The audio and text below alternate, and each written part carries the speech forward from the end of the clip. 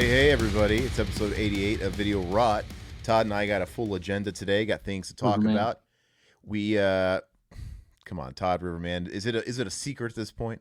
It's almost like he corrected me. Todd is Riverman. Finkel is Einhorn. But, Never. we got a lot of stuff to talk about today. We are going to, the main topic we're going to talk about here in a bit is, I don't even actually have my copy near me. We were going to talk about the Blob. Todd should have his copy handy, right? Yeah. That'll be what we're going to talk about. I had never seen the Blob. It's kind of like my silver bullet this week. Yeah. So we're going to talk about that in detail. We're going to review the flick and really kind of get into it. And we'll also review the actual 4K because that's what I got. That's what Todd got from Shout Factory. I'm also going to review Killer Clowns in a bit, right? And that's going to be a good time. Watched all the special features, the whole deal. Big aficionado, so I've seen all the different versions, so I have a little bit of authority to speak on it. Really quick, I want to say hi to everybody joining us for episode 88, creeping ever so much closer to episode 100. Will we do anything special for 100? Probably not, but it will be nice. I think we should maybe think of something to do, you know. What are we at now? We're at 88. Okay. We still need to get somebody on for is one more going to talk to somebody? Sean Boyle wants to come on because he works with SFX and stuff in California, and he hit us up on our DMs, and yeah, we were talking a little bit. I was waiting for him to get back to me, but yeah, he's welcome to come on anytime. We record on Wednesdays. I mean, I think maybe we can try and be a little flexible if he can be, just kind of depending on what's good for him. But I as an effects guy, I would think a good thing to talk about with him as well would be a flick that maybe inspired him. I thought the Blob would have been perfect for that. Like maybe he was a Blob guy, Well, we can get like his top 5 effects movies or whatever. What inspired him or something like that. I could throw the gauntlet down here right now. That's perfect. Why don't we do like a top effects tier list? Yeah. And I was actually thinking, I think we're due for a new tier list, and I think next week should be a tier. That's a perfect one. How about like top effects? And legit, we not ranking the films by how much we like them. It's purely on their effects. Okay. That could be a lot of fun. I'll have to put together, maybe Todd will have to put together like 10 to 20 films, just as many as you can think of. I'll put together 10 to 20 films, and then we'll eliminate. We'll probably have some of the same films, no doubt, because we have to hit the heavies. And then, that way we have a nice, robust list to pick from. So maybe that's a great idea for next week. And Sean, if you're listening, you're welcome to come on. All right. So want to say hi to Mac was in the chat earlier. He said this is his favorite movie, Blob. So it's like he's welcome to jump in anytime. Nice. You never know. Blaine, what's going on? Blaine's been watching our Ernest commentary. Still funny AF. We appreciate you. Ernest Goes to Jail is one of the funniest, like pound for pound, like laughs per second movie in history.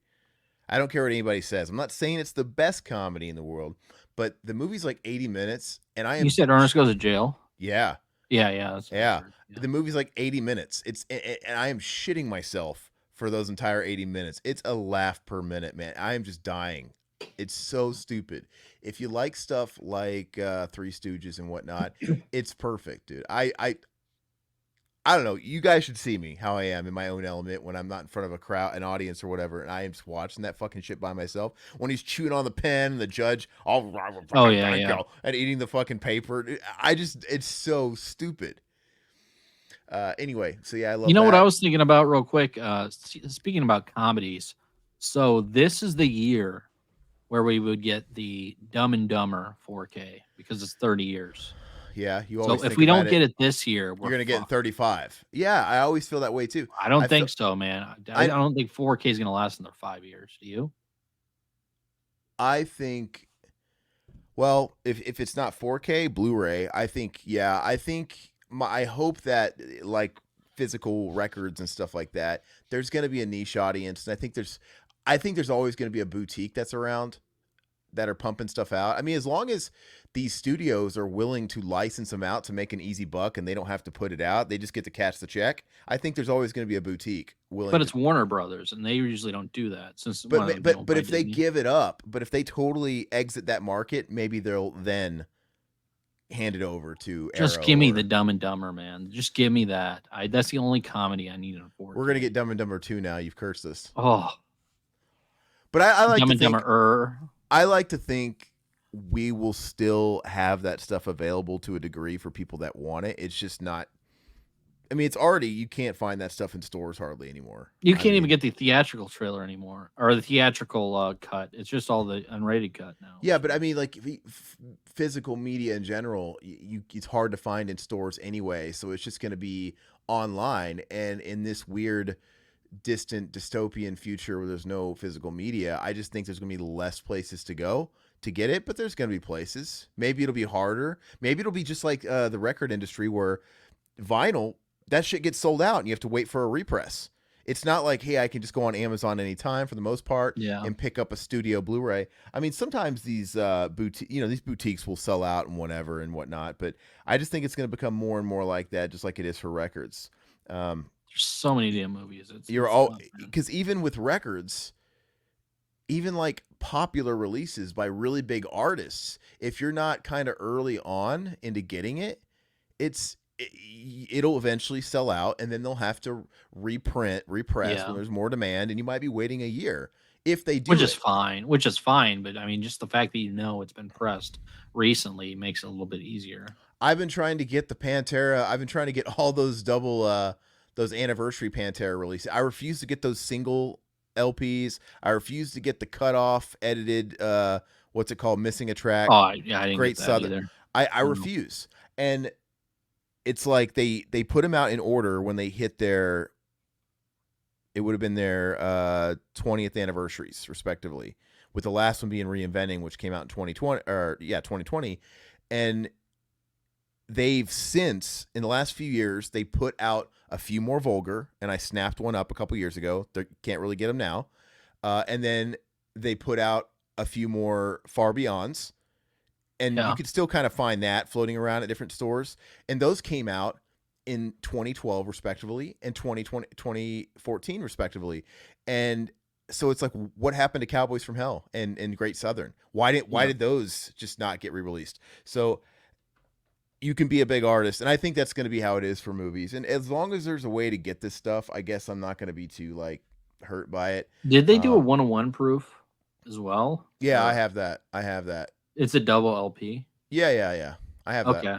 I Yeah. see. I've never seen that That one available. you might still be able to get. Go on like some of the small record store retailers, Okay. Not to get too down that rabbit hole. I just think it's going to be kind of like the record industry, but like I said, it'll just make it more of a commodity when you can get it. I guess that's not a terrible thing. It's I like buying records because you know, I can't necessarily buy them willy nilly. They're not because I know they're not readily available. I never was like that with CDs. I would buy CDs, but I always knew like if I wanted a such and such album in my collection, a CD, I knew I could get it anytime. So it was never like hot and pressing. And Now I'm on the hunt. If I can't get a record for a certain artist, and if I know, like for example, I'll just kind of get into it right now actually with some of my pickups. Just to get it out of the way, I got two records, guys. I got George Winston Knight. He's a solo piano player. He's an awesome, relaxing music. That's it. It's just he was part of the Wyndham Hill recording group. It's total like your grandma's music. It's fucking, I guess, kind of new agey, but anyway, what I really wanted to talk about was a good example.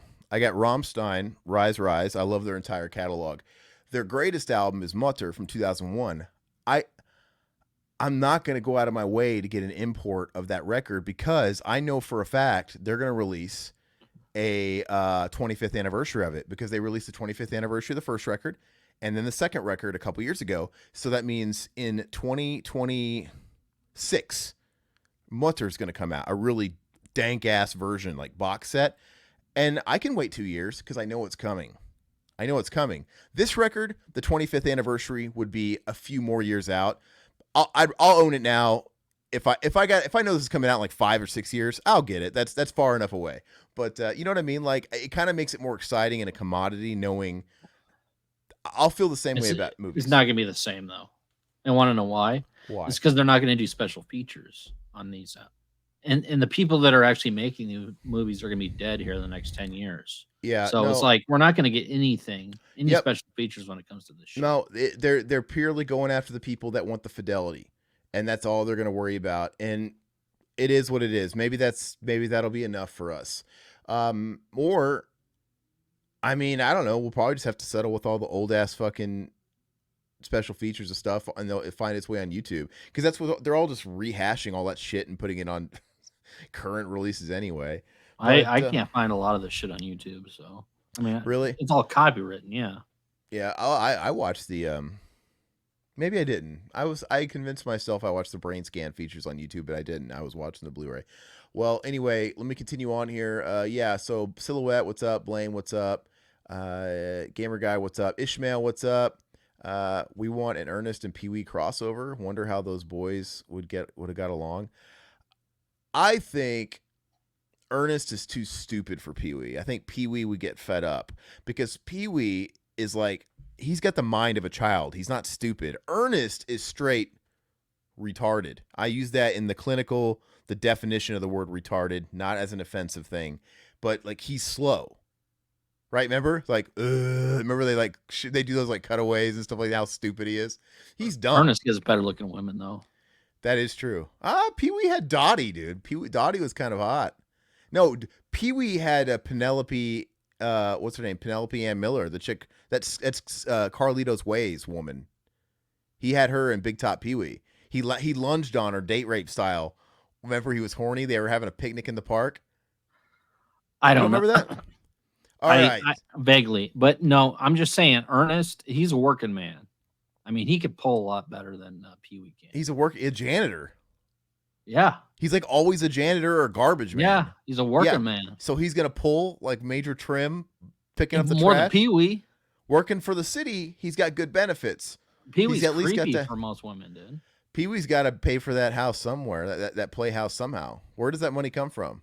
He doesn't ever talk about parents. Yeah, yeah. Are they Playhouse, you have a bunch of toys. It's Did like, he bury him? Yeah, it's Pee Wee's definitely creepy for women. I imagine, Pee Wee's this guy. You can't explain how he's affording the playhouse. And you can't explain how he's got like a magical talking chair and a clock that talks to him and a possessed globe and a genie in a box. I like to think that in the real world, Pee Wee Herman is like in a fumigated house, high as a fucking kite, like just tripping balls. And this is Michael all Jackson 2.0, dude. just like a figment of his imagination. That's the only way to explain it. But anyway, Pee Wee showed on Pee Wee's Big Adventure that he doesn't have any patience. He doesn't pity any fools. Remember, he didn't tolerate that homeless guy in the train singing 99 bottles of beer or whatever, or she'll be coming around the mountain or whatever he was singing. Ernest is a military man. Come on. I guess you're right, but I wouldn't know because I've never seen that fucking movie. Hey, Remember? we need to do a commentary of Ernest in the Army. No, I refuse. First slam dunk Ernest, dude. I love did. Slam Dunk Ernest. I did a commentary for Ernest Writes Again, and it was the worst fuck. But that was before we started live streaming the commentaries. Maybe that would help. But Zach and I did Ernest Writes Again, and it was the worst fucking. What about Slam Dunk experience, man. Ernest, dude, with Kareem Abdul-Jabbar? Slam Dunk Ernest was okay. Ernest Goes to School and Slam Dunk Ernest were okay, but that was the sign of the decline. And then it went straight, like those were straight to video, but it went straight to video trash after that. With Army and Africa and stuff like that. I never saw Africa. I need to watch that. Yeah. See. Oh, okay. Well, I'm gonna turn the tables on you. You haven't seen Ernest Goes in the Army? How could you not see that movie? How have you not seen Africa then? They're equal bad. Because They're Africa like was one of the last ones, I think. And Army was right before it. They were pumping that shit out like every year at a point. They were yeah, like back to back. But the reason they pumped that out is because like Army films, like kids films, like in the Army now. What was in the Army now? That huge hit everybody had to replicate in the Army now, starring Pauly Shore. That's coming, massive success. That's coming off of that. That's coming off of the Damon Wayans movie, The Army. What was that? Major Pain. Major Pain's Major great. Pain. It was at that time where it's just it was a hit for kids at the time. I get it. Well, I don't know.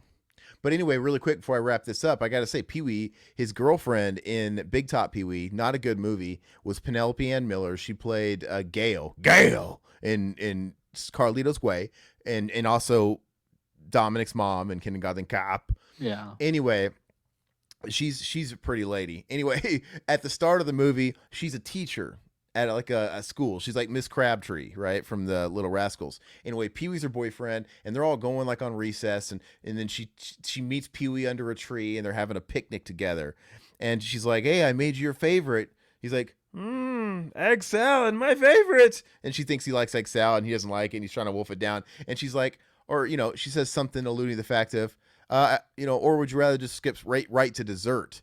And she doesn't even finish like the consonant in dessert before he goes, ah! And he jumps on her, and he's like, Raven, Pee-wee, Pee-wee, and he's like all on top of her. There's like kids watching. Ah!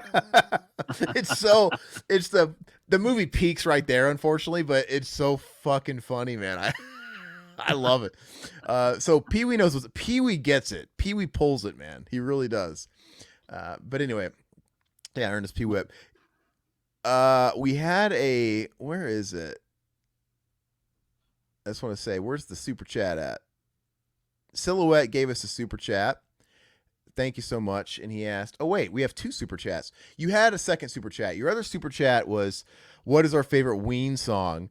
And I've never listened to Ween in my life. I haven't either. But I will say that I always forever will associate Ween with It's Pat the movie. I'm going on tour with the Ween. The that movie's terrible. I remember renting that, and God, it was fucking awful. It's so bad. It's so bad. The only part that I think is a little funny, that's kind of cringe, is the guy that played Kyle or whatever his name is in Dumb and Dumber, the bad guy. He's like obsessed with Pat. He becomes obsessed because he can't figure out the gender of Pat, and he's almost becoming obsessive, like in love. And I have to know what you are, Pat.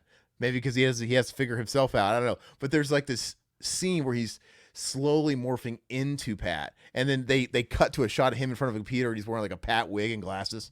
And I always thought it was so funny.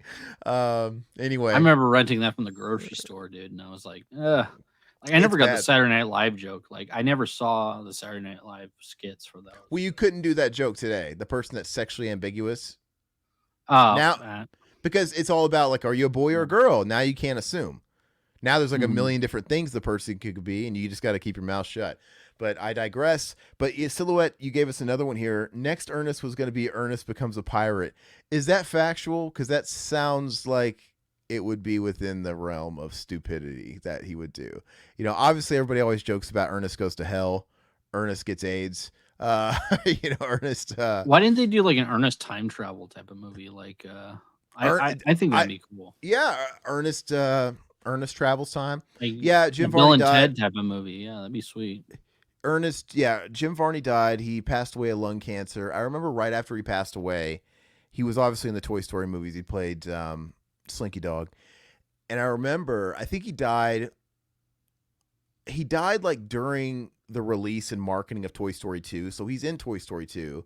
But I'm pretty sure in Toy Story 3, did they get a guy to emulate his voice, or did they just do like a potato head Don Rickles and just use old stock audio to kind of fill in the gaps? I never saw the third one. Yeah. Anyway, I remember right after he passed away, I was reading like the newspaper. It might have been when I was delivering newspapers when I got fired from that job for the brief time. But they had like political cartoons and stuff like that. Oh yeah, yeah. It wasn't necessarily a political cartoon. It was more just a current events cartoon. Someone drew a comic strip and then the Dilberts, yeah. The World Herald. No, it was like a local columnist guy, and it was a coffin. No, it was a gravestone with "Here Lies Jim Varney," and there was like a fucking speech bubble coming out of it, and it said, "Don't smoke." Know what I mean? It's not that clever, but I'm like, hey, that's a little soon. Yeah. little soon, a little harsh. Oh, they got a sound alike for 3. Okay, but yeah. Anyway, so Son of Ernest, starring John Cena. Yeah, the uncanniness of how they look. John Cena. I fucking hate John Cena, dude. But John Cena does look like the roided out Ernest. He's weird. Yeah, John Cena, he's definitely, I don't know if it's because he was past my time, but he's like the least interesting face of the company during the era. Because he was the family era. He was the wholesome family era, the military. I get it. Little kids loved him. I think, we come from the Hulk Hogan era. He was the face of the company. Then we had the Stone Cold Steve Austin. The classic and the attitude, yeah. But, and I admittedly wasn't really watching wrestling. Honestly, I wasn't during the Attitude Era. I wasn't. It's only in Really? nope. It's only in retrospect that I watched that stuff and I'm like, man, what was I missing out on? Like it was everywhere. It's Stone Cold was fantastic, huge. dude. I was Yeah. watching it during the classic era, and that's when I was young. I remember when the Attitude Era was all the rage. I think I just sort of I don't know, man. I just associated it with all the stinky kids wearing 316 shirts, and I'm like, dude, I don't want a part of this. I don't I used know. to wear my DX shirt to school, dude. No, so I liked that stuff in retrospect, and I went back later on and I'd watch that stuff. I appreciated the Attitude Era when the John Cena era and the Edge era was popping off, and I'm like, okay, this is cool. It's like nostalgia. It always kind of I never understood Edge. I mean, he's not a front man.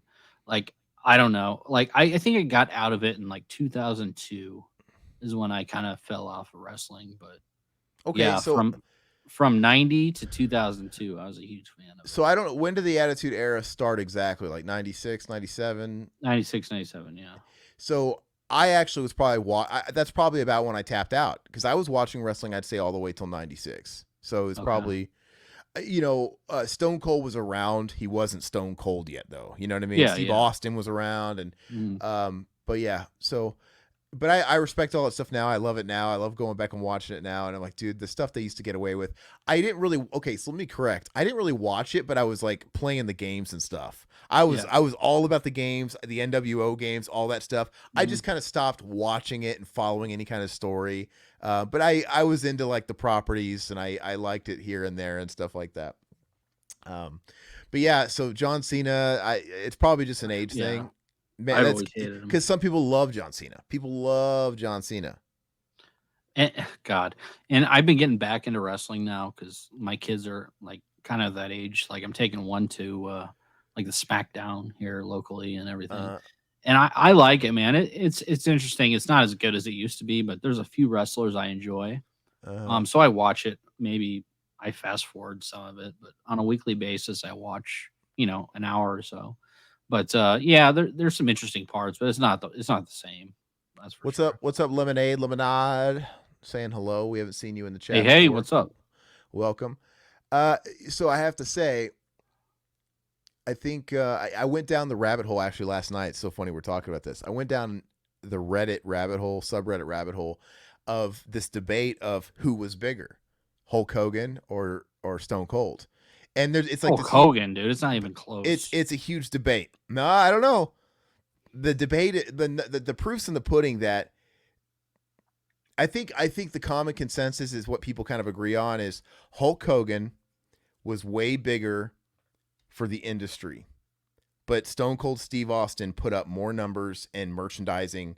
And I think, and even WWE has said this. Admin of WWE, Vince McMahon, has straight up said that there's been no more profitable era than when Stone Cold was the face of the company. Hulk Hogan is still the face of the company. When I think of WWF, WWE, it's Hulk Hogan. I think no, I think so too. So I think as a legacy standpoint, your grandma knows Hulk Hogan, crosses generations. I think he's the ultimate face of the company, but I could see where the argument could be made that Stone Cold was more popular, maybe to a degree. If But you're asking who the better wrestler is, it's yeah, Stone Cold. Stone Cold's But better behind the mic yeah, too. He's yeah. way better on the mic. No, but no, we're talking about Terry popularity. Hogan is iconic. I But love him, dude. we're talking about the popularity, and Vince McMahon has come out and said that he was by far the most profitable wrestler as far as merchandising.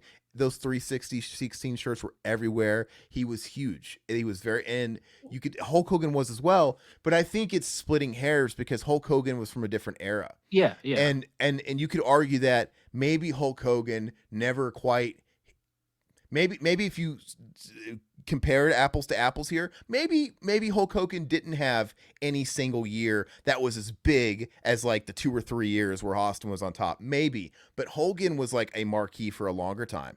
Wasn't he a marquee for like 15 fucking years or something ridiculous? Oh God, yeah. And Ever since the mid '80s, yeah. Stone Cold had what, 4 or 5 good years? Really? Before he hurt himself? Nah, he was 96, 7 or 96. 8. Yeah. No, come on, man. When was he hot? So he started '96. Bret Hart. That was pretty much where he came on the scene. in '96, I believe, and then he went up to But 2001, he, but he, 2002. but yeah. So he Yeah, blew up in like fucking 98, 99. yeah, yeah, He had yeah. a few hot years, and then he hurt himself. I know they always come back a little here and there and do little shit, but he had a few hot years and he was out. Whereas Hulk Hogan sort of just was this thing that wouldn't go away. So I don't know. It just you split hairs. You just kind of like. Then you could also make an argument for The Rock because he transcended into movies and kind of became this other thing. I'll say Hulk Hogan's bigger than The Rock just because Oh yeah. Hulk Hogan, just because he didn't succeed in movies, doesn't mean he's still not the face of the industry they both came from. Well, The Rock is. I mean, he's a better front man. He's a better talker and everything like that. But I mean, you got to think WrestleMania 4 with Andre the Giant is one of the greatest WrestleManias, one of the greatest wrestling ever. WrestleMania 5 with Macho Man Randy Savage. I mean, leading up to that, I remember when I was like 6 years old, watching that with my dad, and that storyline between Elizabeth, Macho Man Randy Savage, and Hulk Hogan was everywhere, dude. So I don't. Hulk Hogan is just king, dude. I He's would king. say Silhouette. Yeah, I kind of like this. He says Hulk Hogan was the better superhero. I think he was the better face because he's yeah, he was the all American. He had the theme Hmm. song. He was like he kind of had a wholesome energy to him, like the kids and everybody loved him. He was the ultimate baby face. And then like you said, it was a different era with Stone Cold where he wasn't really a superhero. He was a larger than life character. He was a redneck drinking the beer and telling people calling him some bitches and whoop ass and all that stuff.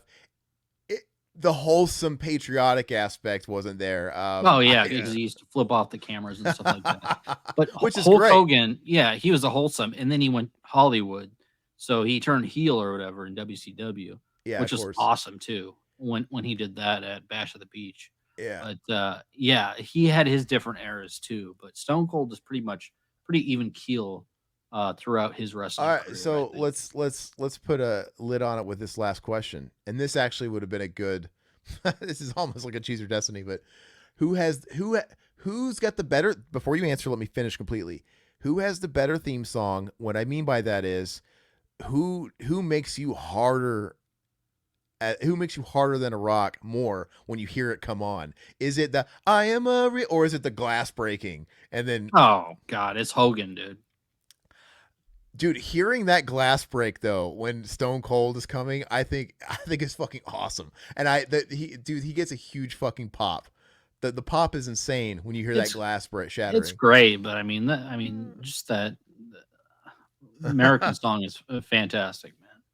When you hear the America song, there's way more like hype up. Like, Stone Cold, you hear that glass breaking, and usually he's running out and just fucking doing his shit, and he just attacks. Hulk Hogan, he comes in, he's coming out doing the thing with the crowd, Yeah, really basking in the song. Like, yeah, it's more of a I showman. love that. Yeah, All right, well, we went off I way I too love much. Stone Cold too. I mean, Stone Cold's great, but I mean, We went nobody's off gonna beat Hogan for me. we went off on too much of a tangent there. Did you have anything new you got that you want to go over or no? I just showed you a couple records. Yeah, I got two things real quick. I'll just throw them All up right. here. So you're gonna talk about this, but I did pick up Killer Clowns. That was on sale, I Yeah. think last 2 weeks ago. So I'm Cool. excited to check that out in 4K. Then I did pick up Death Dream because that was on sale too. Oh, So is that any good? 4K. I enjoyed Bob Clark. If you like Black Christmas, it's the same director as Black Christmas. So I liked it. It's a crazy Vietnam vet comes back for more, and you don't know if he's dead or alive, that sort of thing. But Who put that one out? Blue Underground. So All righty. yeah, I picked that one up. But I haven't got a whole lot of stuff recently. So So let's let that act as a segue. I too got Killer Clowns, right? I'm going to review it, guys. I got both versions here. I know I'm sick, but you know what? I love this cover better. But I do too. I had to have the steelbook for some reason. I'm gonna leave this one wrapped. If it goes out of print and it's worth anything, like dude, the Arrow one is out of print, and I have that, and I Oh, could you sell. do? Oh yeah, I could sell that for a mint right now, but I don't want to. But anyway, I might do that with this since it's literally identical to this, and you're gonna find out from my review here in a second why I think it's worth holding on to the Arrow one and this one. So let's go ahead and talk about it. So, Killer Clowns from Outer Space, 1988. Funny enough, also 1988 is The Blob, right? It's a good year for Mhm. schlock horror movies. Um, this movie's great. It's like 85 minutes wet max, something like that. Or how long is this movie? It's always like blown me away how short it is. 82 minutes. 80. It's it's like animated feature length. But this is by far, not by far. I think it's comparable to the Arrow 2K transfer. 86. 86 Eight, minutes. Yeah. yeah. Yeah. So it's comparable to the last Arrow transfer because the Arrow Blu-ray was a 4K transfer or whatever. So this got a DVD release back in the day, and then MGM put out a ghetto Blu-ray as well. The DVD had pretty much all the special features that you're going to see repeating on every release.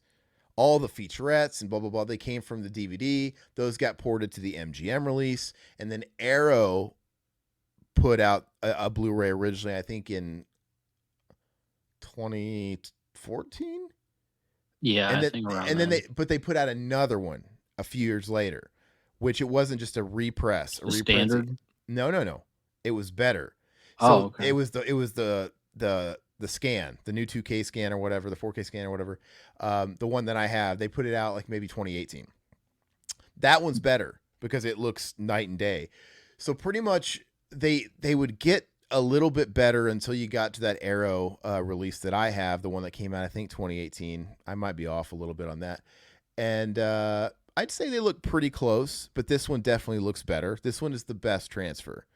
With that said, where it's lacking, guys, is the special features. There is no new special features on this. There are special features on this, and they're good, but you've seen them before. All of these special features are present on the last Arrow release, Gotcha. which even Is with that the a Arrow, UK release or is that a the, US release? the Arrow had a US. Oh, Yeah, US. Okay. yeah. So now the Arrow release, like I said, included every special feature that had been released since the DVD, and then they had their own special features on top of it that they didn't include on this. So it's got a lot of the good stuff on here. I mean, you've got obviously the 4K restoration, the audio commentary with the Chiodo brothers. Sorry, it's Kyoto. I grew up always calling them the Chiodo, but if you watch these special features, they introduce themselves as Kyoto, and that just sounds so weird to me. So I might still accidentally call them the Chiodo brothers. But anyway, that stuff comes from the DVD. It's all old, standard definition stuff. You got the making of Killer Clowns that's been around. It's great. You got the composing Killer Clowns, which is cool. It's the guy who did the music talking about it. Really fascinating if you like that kind of aspect. That's old stuff, right? Creating Killer Clowns, talking about the visuals, and then we talk about the visual effects even further with Gene Warren, which is great because they go into how they did like the perspective shots. You know how you have like the giant clown, right? Yeah. Like the at the end, the king clown. It was just like a puppet, and they used perspective, like putting him in front of the camera and having certain lenses to make him look tiny below it. Really cool stuff, actually. They did with the flick, and he kind of they'll go into talking about how they pulled off the shadow puppets and how the shadow puppets ate the people, and it's cool. They go on talking about well, all that stuff was stop motion. You can kind of tell from the shadows, and it's really really neat. But again, this is all stuff that was on prior releases. And you got deleted scenes. That's the same bloopers and earliest films of the Kyoto brothers and Easter eggs. This is all the stuff that's on the Arrow version, minus a few things that the Arrow version had special that didn't come over to this. And I want to say Arrow had secured the rights to even more. I can't remember it, to be honest with you, that they weren't actually able to get on their last release because of timing or something. And I guess they don't have the rights anymore. So I don't know what happened to some of that stuff that they had. But yeah, so I don't know. I think if you don't have the Arrow version, it's great. There's a lot of cool stuff on here. If you don't have any old versions and this is your only copy, a lot of good special features. It's just none of it's new. It's all old, which is Yeah, kind of, I didn't have any the Arrow one, so I'm excited to check it out. but I'd yeah, most of this shit is from like the MGM $5 Blu-ray you could get, the DVD back in the day. If you don't have any of that, there's a lot of cool behind the scenes stuff. It's just I do expect a little bit more out of Shout Factory. Because that's Oh, why they were so cool putting out whenever they had their special editions or whatever. They always had something new, whether it was a new commentary track or some featurette with the act, something new interviews, and it's just kind of a bummer. And yeah, I think this is just like Todd said, probably the way it's just going to keep going. They're just going to kind of rehash what's available. And for some reason, they couldn't get every feature that the Arrow had. So they obviously didn't have rights to everything. I don't know what happened there. So the Arrow copy technically beats this on features because it's got all of this and more. The packaging's great on the Arrow, but this is technically the better transfer. But I don't think you'd really. I think you have to A and B it to really know the difference. If you have the Arrow from 2018, you're sitting good. I don't think there's really any reason to upgrade. But this is also Dolby though, so they're doing good. Shout Factory is doing good there, which I didn't watch it in Dolby because I don't have a player that supports Dolby. My LG C3 does Dolby, but not my player. So you should have got that player I told you about. no, it's a waste of money right now. But I will say this though, I hate it though because I will, for example, if I get movies like this, right? I want to Mhm. watch the disc, but I can't because I don't. But I will. But the disc doesn't support Dolby because my player doesn't support Dolby. So it actually treats me a little bit better in this case to watch the digital code because that will be Dolby on my Oh, TV. I'm just saying. That's dude. I'm just saying the the digit. refresh rate on that's probably shit. I don't know. I'm just saying the digital codes because they're supported by my TV will allow me to watch Dolby, and anything on Netflix will be Dolby. So I think it's the only instance where the disc is actually maybe robbing me of a little bit, but that'll be remedy once I get a player eventually. But No, I'm excited to watch it. Like I said, I didn't have the old Killer Clowns, and I am excited to check this out. And the thing about Shout Factory is, like we were saying, their special features might be lacking on these 4Ks, but the 4Ks look immaculate. If you don't have them already, get them. I mean, their transfers look great, dude. yeah, so the transfers look fantastic, and I was going to say as well, what was I going to say? I'm not upgrading everything either. Like few and far between. I upgrade things here and there, but yeah, their transfers are great. It looks really good. I will say that yeah, it's the best it's ever looked. I've been watching a lot of stuff on my new monitor here, kind of taking it in, and I've been watching a lot of stuff. It feels like for the first time again, right? And it's great. Like these movies I've watched before, I'll rewatch them on this awesome OLED. I'm like, oh man, it's like fresh eyes. The movie that's impressed me the most so far, and it came out. These are movies that are around the same time period, give or take. The Mhm. Child's Play movies, dude. Ah, so not to take it away from Killer Clowns, this is the best Killer Clowns has ever looked. Yeah, Absolutely. But dude, I literally just got done watching Child's Play 1 through 3, and those 4Ks on an OLED. I can imagine with Dolby. I didn't even have Dolby on. They look so fucking good. Blows me I away. still I have Blows them. me I away. haven't opened them because I'm still waiting. I'm like, should I wait until I get the OLED? Like maybe 6 to year down the road It's up to you. before Or I you do just that. rewatch. Why you'll never watch them again? Is what you're saying? You're saying you can only watch them once. You'll be good. No, I No, mean, no, no. You know what I'm saying though. Like I want to see them in pristine form. yeah, I do. but this is the best the movie's ever looked. I love the clowns, dude. I love the way they look. Everything about this film is so charming. Watch the special features. If you've never seen them, if you I didn't have see the the special if you, features. if you No. have the Arrow, I'd say hold on to it. You're good, to be honest with you, because it Yeah. looks great. It's not that big of a leap if you don't want to spend the money. But if you don't have it, watch these features, man. I love seeing how the sausage is made. The Kyoto brothers are brilliant with their puppetry and their costumes and stuff like that. It's wild to see the behind the footage scenes of these guys in the clown suits and just how they did everything. It's fantastic, and I have a soft spot for this flick, man. I've I always love loved that this movie. original cover too, man. The original cover is great. There's so many covers to this damn thing. Like, there's the MGM Blu-ray and Yeah, DVD that yeah, that was I think is ugly. I never liked yeah, it. Where it's just like the people looking up and there's yeah. the main clown head in the sky. It makes no sense. Like, wait, so the clown's the spaceship? It doesn't make any sense. This is the best cover. I always thought it I was cool. Yeah, that. iconic twirl in the globe like a Harlem Globetrotter and a basketball. But I Mhm. also, I mean, this one's okay. I There's something about it that I don't like too. It's just kind of The whatever. colors pop. It's cool. Like It's that it's sort of thing's cool, but like, it's the colors. I think the image itself is kind of boring though. yeah, yeah, Um, I like the Arrow release. The Arrow release looks cool too. But this is tops, man. Like, this is like a movie poster. This is what you saw at the marquee, and this is what. yeah, Yeah, I mean, this is what would make me want to see the flick. Actually, it's like, oh man, what's going on? yeah. Not a single globe was spun though in the movie. Just beware. But yeah, Killer Clowns. So yeah, it's great. Had a great time with it. I think it's a great thing to introduce to your kids if you want to kind of ease them into horror movies. It's fantastic. It's cute. It's funny. It's just bizarre and silly. Oh, by the way, I will say my earliest memories are watching that movie. It's probably my earliest horror movie memory, and it came out when I was 2, so I was probably like 3 or 4.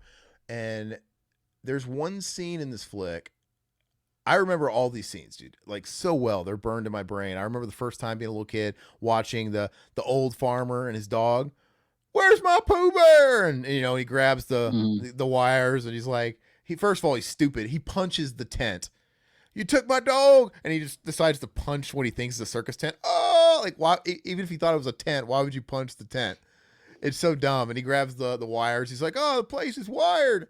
But there's one scene in this movie that used to actually creep me out as a kid, and it's the scene where there's the family in the burger stand, like the burger joint, Yeah, and the fat clown is standing outside getting the attention of a little girl.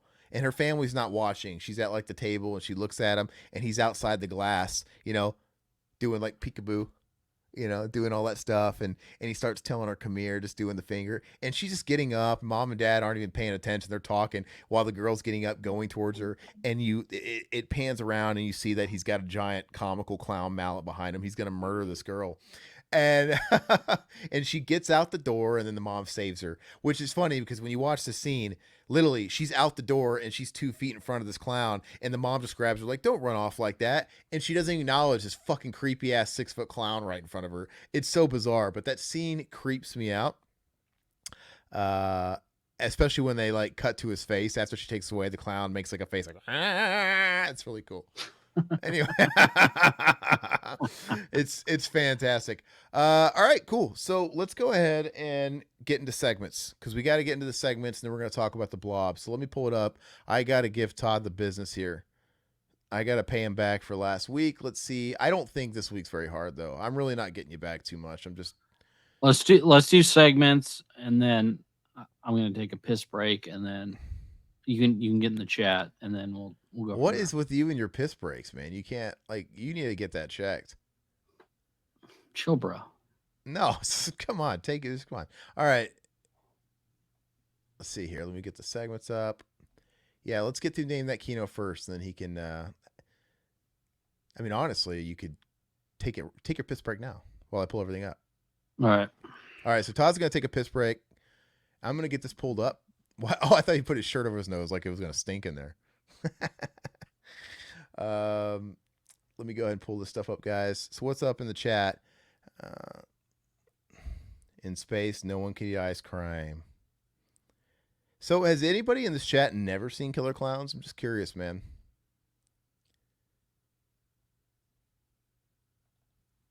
All right, let's see here. Todd is full of piss, dude. I don't know. I I think I think everybody knows. Like I had to get a surgery a couple years back because I was having a problem like pissing nonstop. I'd have to piss nonstop, but then I couldn't piss. And turns out I had like some kind of blockage. Like I had like scar tissue had developed in my urethra, my pee hole, and it was causing a lot of buildup and a lot of pain. And I like used fucking old ass urine like I did that wasn't draining, and it was terrible. So I had to have a surgery, get a little snippy whippy, and I had a catheter in me for weeks, dude. go home and I had this fucking just tube sticking out of my cock, with like a piss bag taped to my leg, and you know how a catheter works. It's like you can't really control how you're pissing. It just comes out as you go. So I'd always have to check my bag to make sure I had to dump it and whatever. And like the piss was like blood orange. It was so gross. And so I had to spend a few weeks sleeping on a couch, because I needed to have my legs elevated. I couldn't be in a position where I was gonna like roll around because of I was hooked up to all that shit, and I couldn't afford to have my dog like jumping on me or whatever. But it fixed me right up, and I've been much better. So the doctors did say there's a chance it could always like kind of grow back, and I'm like, oh, I hope not, because What are you talking I about? talking about my pee hole surgery. Oh, see, mine's not like that. I drink on Wednesday nights, so it's like it's But you my one should night. but you shouldn't be like that. You should be able to drink and not piss like so often. Like you're Drink currently. alcohol? No, Yeah. no, drinking alcohol and you piss all the time, dude. But why is that different than anything else? It just moves through you so much faster, man. But you should be able to hold like how many brewskis are you drinking before you have to pee? Two. It's all your bladder should hold more than that. That's what I was told, and it's true. Like now, it's like, dude, I don't know. We get older too. That maybe Todd's right at the par and he's right on track. I don't know, but I had a problem, and I'm a lot better than I was. But anyway, let me go ahead and share. Just don't ignore stuff, man. Hey, I don't wake up in the middle of the night and have to go Yeah, I don't either. I did. yet. I know. I used to have to wake up in the middle of the night and then I couldn't go. That was the problem. Is I constantly had the sensation of having to go, and then I couldn't go, and I'd be like, yeah, I want to say sitting there, because when you had the problem I had, you start fucking sitting down because it's like, because I would be like trying to piss and I want to, and a piss that should take 10 seconds of your life. I was sitting on the fucking toilet for fucking 40 minutes. Mm. It was like a huge time waster, and then I wasn't even getting everything out. It was Did it terrible, man. burn? No, it didn't burn. It's just come on, it's not that kind of problem. All right, all right, Todd, we are ready to go. Oh, let me close the comments. Yep, close the comments. You guys can play along. Okay. Gushido, alcohol pulls out the water Mortal of your Kombat. body. That's why you dehydrate. Interesting. Dr. Gushido. I've never been a drinker, so I Yep. don't have any Yep. experimentation with it. And I drink a ton of water during the day because, yeah, I have to drink 120 ounces a day. All right, Todd, you guessed Mortal Kombat. That is not Mortal right. Kombat. No, that's not right. That's a good guess, though. Actually, when I saw this image, I'm like, this looks like Mortal Kombat. I wonder if he's going to guess it because it looks like the island. Yeah. Guys, play along in the chat. The goal is to beat Todd here. You guys know the rules. If you beat Todd, Burning palm. he'll give you head. Taking it back to like 1999 when people called it head. Uh, Do people call it head anymore? I don't think they do. no. Yeah, they used to back. No, that was early 2000s. They did that too, I think. Okay, early It 2000s, was late 90s. It was late 90s, early. Yeah. in middle school and high school, it was all about, we'll give you head. You'll get head. Yeah. Like, well, I know, right? let's bring back face, dude. Give me some face, dude. All right, go ahead. Isn't face like necking, dude? That's sucking face. I don't know. I don't know either, dude. How about just suck my dick and let's go? Let's continue the game. How about that? Okay, so it's not Mortal Kombat. It's No, nobody's got it yet in the chat. Nope.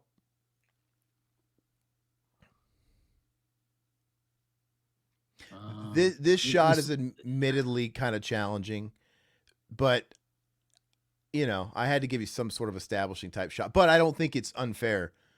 The fire and the shot and everything is it's Ace resonates. Ventura, When Nature Calls. no, it's not.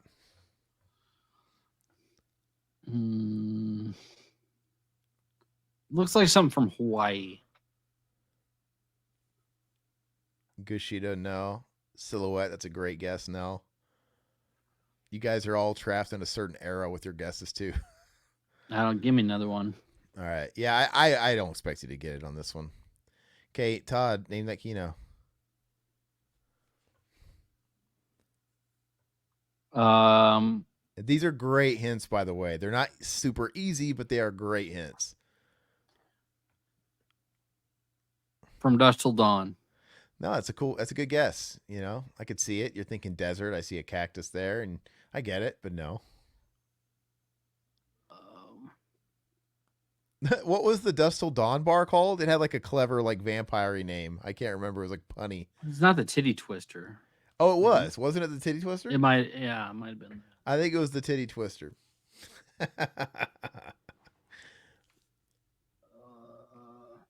Nope. Good guess, Gushido.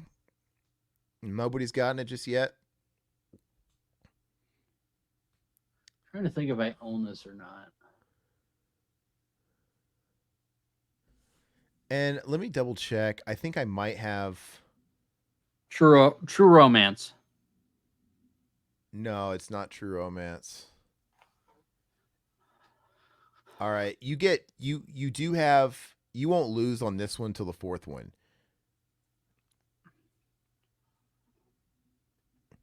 Because admittedly, the next one doesn't get too much easier. But this is not Roadhouse. No.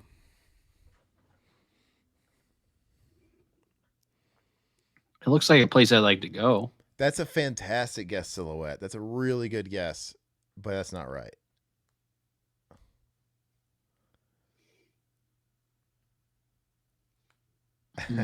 No. It's still not right when you do the full title, Silhouette. Diner? I don't know. No, it's not Diner. Give me another one. All right. So you still have four. You have four. Yeah, so how are these? Like I was showing you faces on the last one. there's a method to my madness.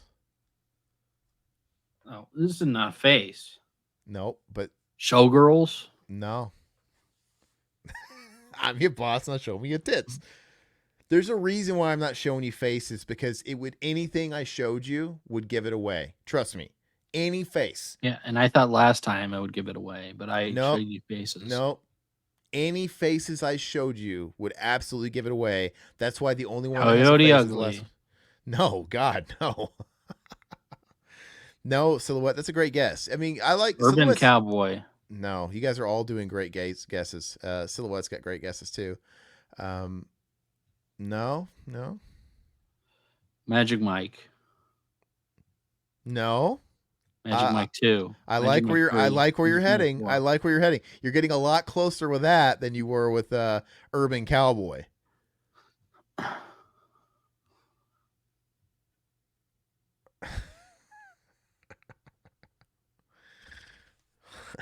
I touched him. Tu Wong Fu. No, that's a great guess though. That's a fantastic guess, but it's not.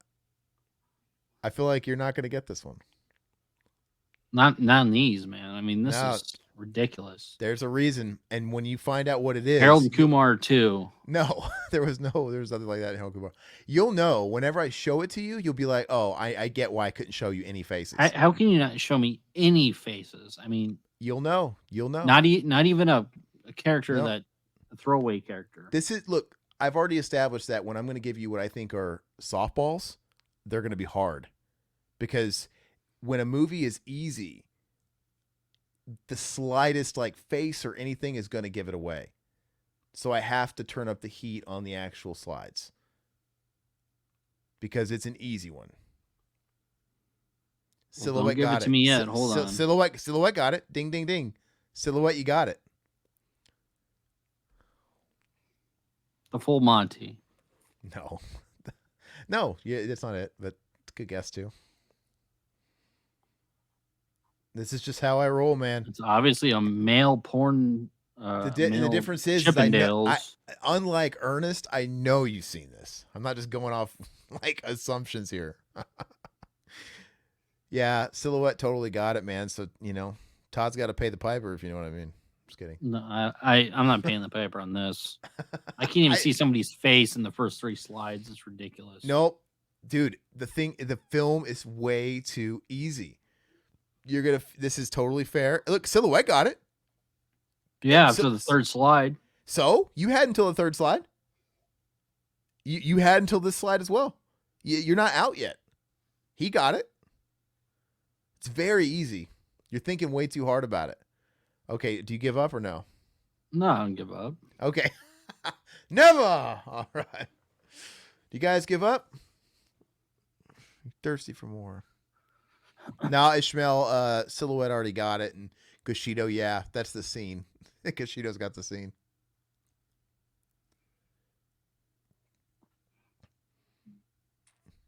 What do you guys think? Should we give Todd more time, or is he starting to run the clock at this point? Well, 2 out of 3. I hope you know next week's gonna be fucking hell for you. If it look, if they're easy movies, yes, do this. I support this. The difference is I'd never seen Ernest, and I even guessed Ernest. I'm just saying this is an easy flick. Regardless, If man, if I you look, gotta show me one face so look at of this. some throwaway character. If you were doing a movie like I've seen a million times, if you were doing like Beethoven or something for me, you couldn't show me any face in Beethoven because I'm gonna know all those actors. There's only so many of them, and I would show you by slide 2. That then you're giving it away. You're giving it away. How is that giving? How is that giving it away? Because I know, because if it's an easy movie that it's so easy, you're gonna have to show me establishing shots like this or stuff from scene. Okay, you give me a fiery bush. Yeah. You give me the outside of a bar, and then you give me a ladies' night. I think it. I mean, okay, come on. Before we throw the towel in on this, I'm gonna ask Ishmael. No, not Ishmael. Sorry, Silhouette.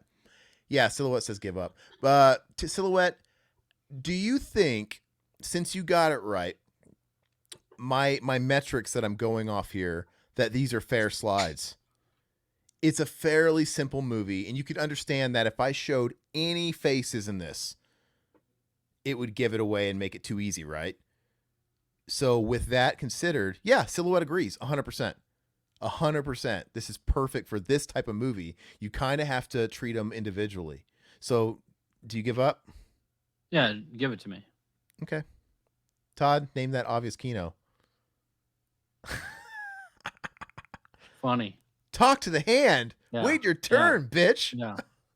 So you give me every scene from that. No, I just gave you the first. So this is when he arrives in the desert, right? Terminator. There's the, you can see his little bulb forming, right? And he sets the bushes around him on fire, and then you see his flabby ass. It pans down, and you see Arnold and his flabby ass walking into this bar, and then this is ladies' night. It's a strip club. And this is when he sees like it's that version. Yeah. So you give me the first 10 minutes of the movie. I did. And yeah, you didn't break it apart at all. Because come on. Here's the thing about this movie. I'll start doing that shit too. Listen to me. Do it with movies like this. I give you full permission. Okay. Because Arnold Schwarzenegger is in every fucking scene of this movie, and any other scene I could find, I'm like, there's just something in here. It's either gonna have Nick Stahl, it's gonna have Claire Danes, or it's gonna have the TX, the Christina Loken, or Arnold, or I broke my arm. I'm gonna go back and watch it. Or if you're seeing other characters, a lot of the stuff it'd be like him and his Terminator vision. Like fuck, it's just way too easy. I think Silhouette agrees. This was totally fair given the movie, totally fair, and it threw you for a loop because I was doing the first 10 minutes and it made you think the whole thing was centered around the bar, and it's not. It's just the beginning. Hey, I'm sorry, man. Them's the breaks. All right, well. I mean, if you want to play that game, I'm down. I do. Oh, okay. You want to play that game, bitch? Wait till next week, bitch. Wait till next week. Because your mouse ride checks that you're asking cash. Remember when he's like, talk to that? Remember he's like, talk to the hand. He's like, and he talks to the hand. Give it to me now. This movie's shit. It's not good. It's not good, guys. It's not even funny, dude. It's just dumb, stupid. It is. It's not good. But hey, man, this is how I'm at least doing movies you've seen, man. I'm just saying these are facts. All right. Guys. Is this all in the first 10 minutes of the scene? I don't recall if it's the first. I don't know if is it the first scene, Silhouette? Or do you see like some John Connor stuff? It's the first Terminator scene. I'm talking about the next movie. Oh, no, this is all over it. But hey, look, this is a totally different movie than Terminator. I'm going to treat them differently. You've seen all these movies. but I'm gauging them accordingly, right? Okay. Like if I was doing Terminator 2 Judgment Day, I would literally have to show you pictures of the fucking sky because we're gonna know it like the back of our hands. It wasn't that. All right, so let's go ahead and get this. You think I know Terminator 3 like the back of my hand? No, but you've seen it, and I've seen that movie. Shit. everybody in the cast is too identifiable. It's too identifiable. It's just the way. Hey man, I've already got like approval from Silhouette. He agreed. I'll remember that. I hope you do. All right, name that Kino.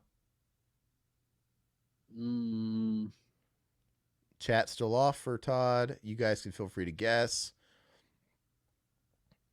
Cool shot. That's a, I don't know. 16 Candles. Give me another one. Okay. And Todd's like, I'm done wasting time on this shit. No. All right. Does anybody in the chat have it before I move on? Anybody in the chat? Not yet? Okay. So let's name that Kino. Look, Todd. This one's all faces. This one's going to be almost all faces for you. All Desert faces. Heat. No, come on. Yeah, I'll bet. He wishes he was that guy. No, Silhouette. Todd wishes it was Waterworld. No. Wait, just because the guy's got a tackle hat and a fishing hat, he's Waterworld? Let's see, Waterworld. You guys have probably all seen. I think you guys maybe have all seen this in the chat too. Maybe not all of you. But this is sure I've seen this? Yep, this is the opposite. Hey, you've seen it. We've talked about it, and you reviewed it on Letterboxd. So if you didn't see it, you're a fraud. But I do my homework. I do my due diligence. You've seen it. Now, I don't know if you've seen it a million times, but you've seen it, and that's why I'm showing you all faces on this one. It's the exact opposite you see, Todd, from Terminator 3. You're getting faces. Lethal Weapon 2. No, that's so funny you say Lethal Weapon 2. We'll get to that. No, it's not Lethal Weapon 2. Even though I'm stumping the chat so far. How many did I get? One more before? Let me just double check. This one has 5, and I'll be okay. Yeah, I'll be kind on this one. So, all right, name that Kino. To me, this is getting easier for sure. I think this one is gauged just right. It's appropriate for a third image. This Rambo 5, Last Blood. No. No, Silhouette. You've got 5, and I'll give you one more that will get it. That'll be a little easier. The fourth one I think could give it away, but I'm going to give you 5. But the fourth one might give it away. This scene you're looking at. This looks familiar. This looks familiar. Yeah, this is not like just some fucking B-roll. This is established story right here that's going on. This looks familiar. This is not B-roll shot. This is not like everything you're looking at is important.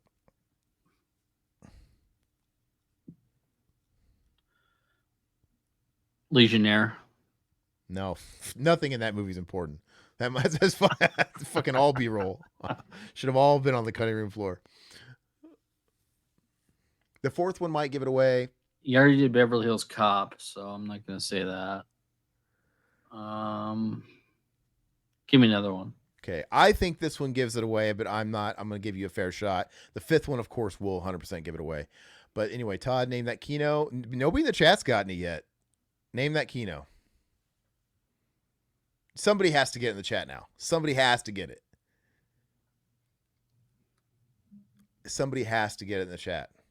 Yeah, Silhouette's like it's on the tip of his brain. It's driving him crazy. He can't fucking spit it out. God, it's such a bad makeup job. Kind of looks like the Goosebumps guy. I'm hungry. It's like an old man. Wow. This isn't. I'm giving you all faces, and I gave you one primary location. No, it's not. It's a silhouette. Fun fact. Prophecy. No. I've still never seen Hollow Man Silhouette. I need to knock that off my what's it called? Paul Verhoeven list. I don't know. You gave me another one. I don't know this one. Well, it's over. So we're giving it away. Oh, this is Nightbreed. oh, Nightbreed. Yeah, So I don't remember Nightbreed that much. so this is the main girl, kind of the love interest of Craig Sheffer. And this is a Mm. pretty iconic shot. Like she's like looking down and it's like whatever. That's a pretty cool shot in the film. This is a guy that's sort of kind of talking about the cemetery or whatever. There's a scene, and this is the cemetery. This is where the cabal lives, and the people, the humans, go and blow it up. And that gate is pretty, like that's the entrance that they enter of the cemetery where they all live. Like all this stuff, they show it a million times in the movie. I And saw they, Nightbreed once, and I thought it was trash. yeah, it's not that good. It's definitely a five at best. A five at best. And this is one of the main cabal guys, and he's got a lot of screen time, and he's one of the main guys. And this, of course, is our boy, the serial killer Cronenberg, who plays the serial killer, and he's revealed to be the killer. You see Cronenberg throughout the flick, and you kind of see it coming, but he's the best part of the movie. He looks fucking creepy. But yeah, all right. So nobody, yeah, Silhouette's like, fuck. How did I not get this? How did I forget this? Because the movie stinks. That's why. Probably, but that was a good one. But I gave you a lot of faces, and I gave you a prime location. Yeah. No, yeah, Okay, that's fine. I mean, all right. I've seen that once and never saw it again. So yeah, I good think job. I think I gauged it. Okay, so this is the last one. This one has four. I think this one's easier than the last one. Hopefully, I think. But yeah, by the fourth one, it's a total gimme. So, all right, Todd, name that Kino.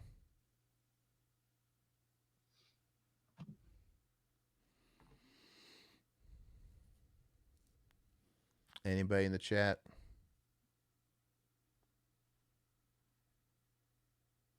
It's a good one, but give me another one.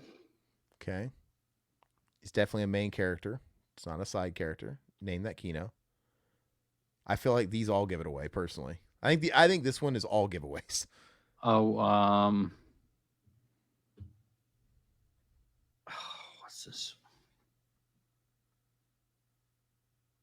I feel like every slide in this one's a giveaway. In fact, I should have did this one first, and I kept telling myself I think this would have been the first one I did because it's the easiest. I think. This is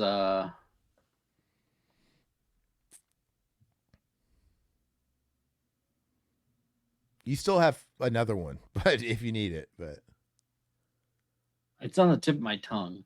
yeah, anybody? I'm surprised none of you guys in the chat are getting it. Really? Um, this is Look at the DSLs on that guy.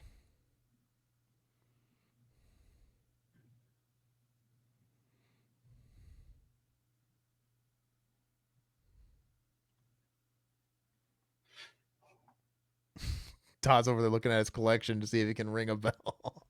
I know what it. I just don't know what the name of the fucking movie. So he's is. looking at his collection to get a jingle. I know. No, it's not. I can see where you're thinking that Silhouette, but it's not. I can see that vibe.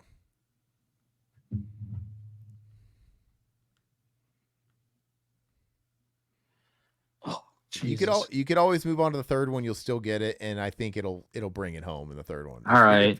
If it's on the tip of your tongue with this one, I think the third one should round you to home. All right, name that I Kino. just can't think of it. Yeah.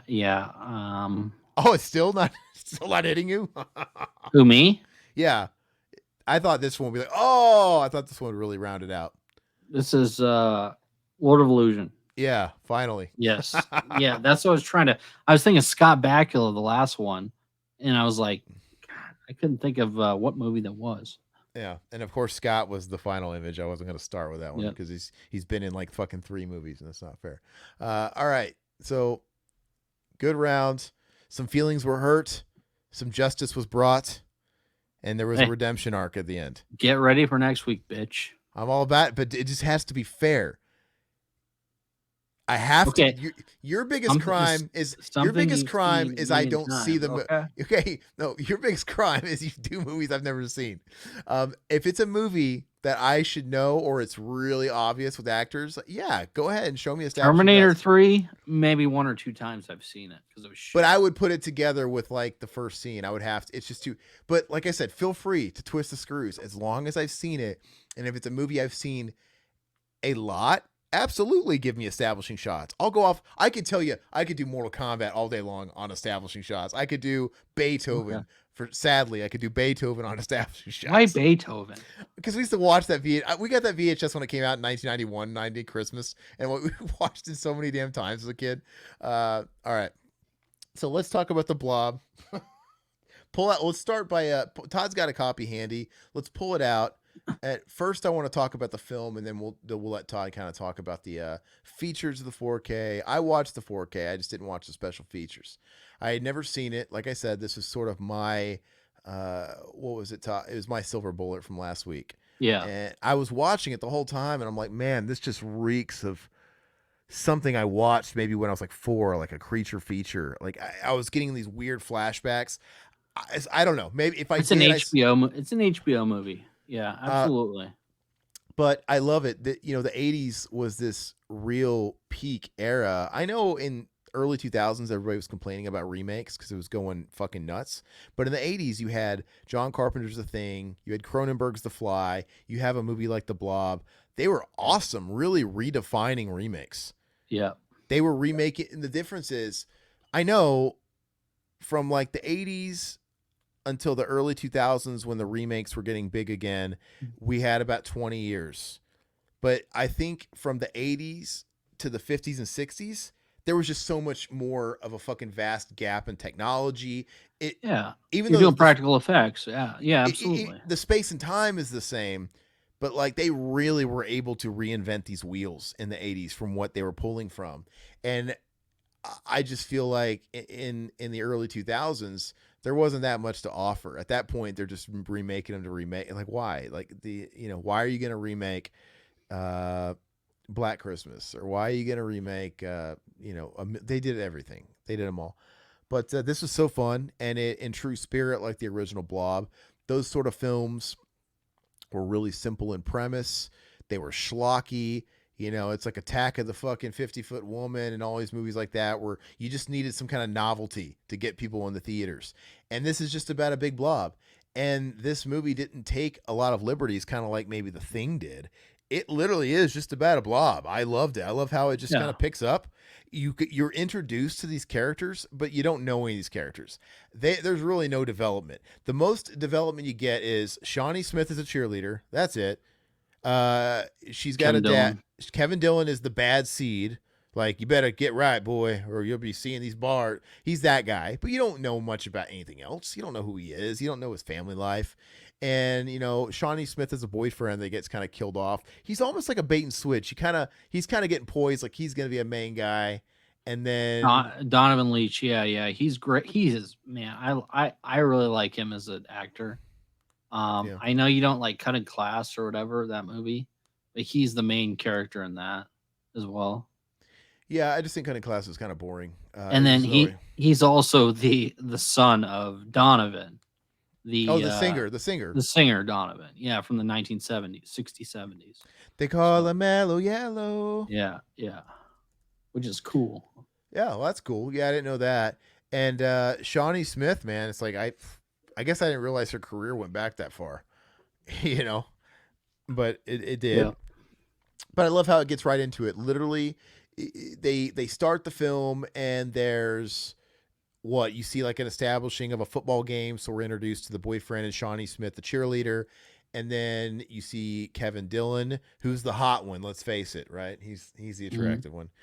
And I think from him, the thing falls, and what we think is and he kind of discovers it in the middle of the woods. It's like we're already off to the races, and Yeah, it a bum gets it attached to his hand or whatever, and you're like, what Yeah, the and the hell is bum that? comes out of the woods. And that's pretty much where we start. And it's just this parasite that devours people and grows. It grows Hmm. as it devours people. And that's it. And just it's just, Kevin Dillon and Shawnee Smith and the boyfriend are all running around trying to convince people or whatever. You have God, why did I forget his name, man? Awesome character actor, recently deceased. The freaking dad from Death Warrant. Why can't I spit his name out? Uh, Jeffrey DeMonn. No. Oh God, it's killing me, dude. They don't even have his. Oh, that's not. I don't have the. I'm looking at Killer Clowns. What is his name, guys? Man of the house. Come on. What's his damn name? Okay, I'm gonna look it up real quick. Yeah, look it up. I I even told you, like I spit out his name when I was telling you about it when you called me. um, They have so many good actors in this movie. Um, let's see.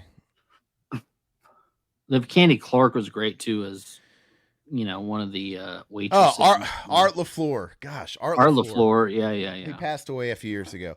So Art LaFleur plays Shawnee Smith's dad. There's a little bit of comic relief where those guys are trying to get laid or whatever, and they go to the pharmacy, and Mm-hmm. Art LaFleur's the pharmacist, and Rubbers. I don't understand why he's like so embarrassed. He's talking about that one guy. He's like, oh, this is my friend, buying rubbers for your friend, and When you're 16, dude, you're pretty fucking embarrassed. I remember I was when I was 16. what was he like?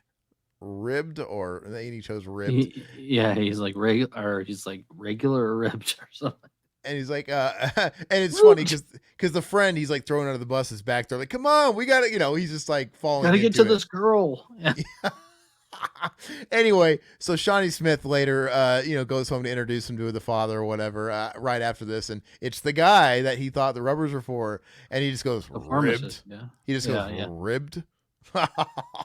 Dude, can you imagine? Like if it's a small town, can you imagine how embarrassing that would be? What would you do? Oh, What would you do if you're in high school and you I mean nothing illegal about buying condoms, it's protection, yeah. and you go and buy condoms and it's the pharmacist guy, and then you go, it could happen. I could see this kind of thing. If I would leave the house right away, dude. And I wouldn't talk to the girl ever again, dude. Would you not? Would you say anything to the dad, or would you just like turn around and walk out? I turn around and walk out, dude.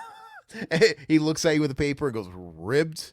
Oh, Yeah, dude, like yeah. there's no coming back from it. There's no coming. That's your first impression, dude. No, you can't. Well, for him though, he had the benefit of saying, "I don't know what you're fucking talking about," because his friend was throwing him under the bus.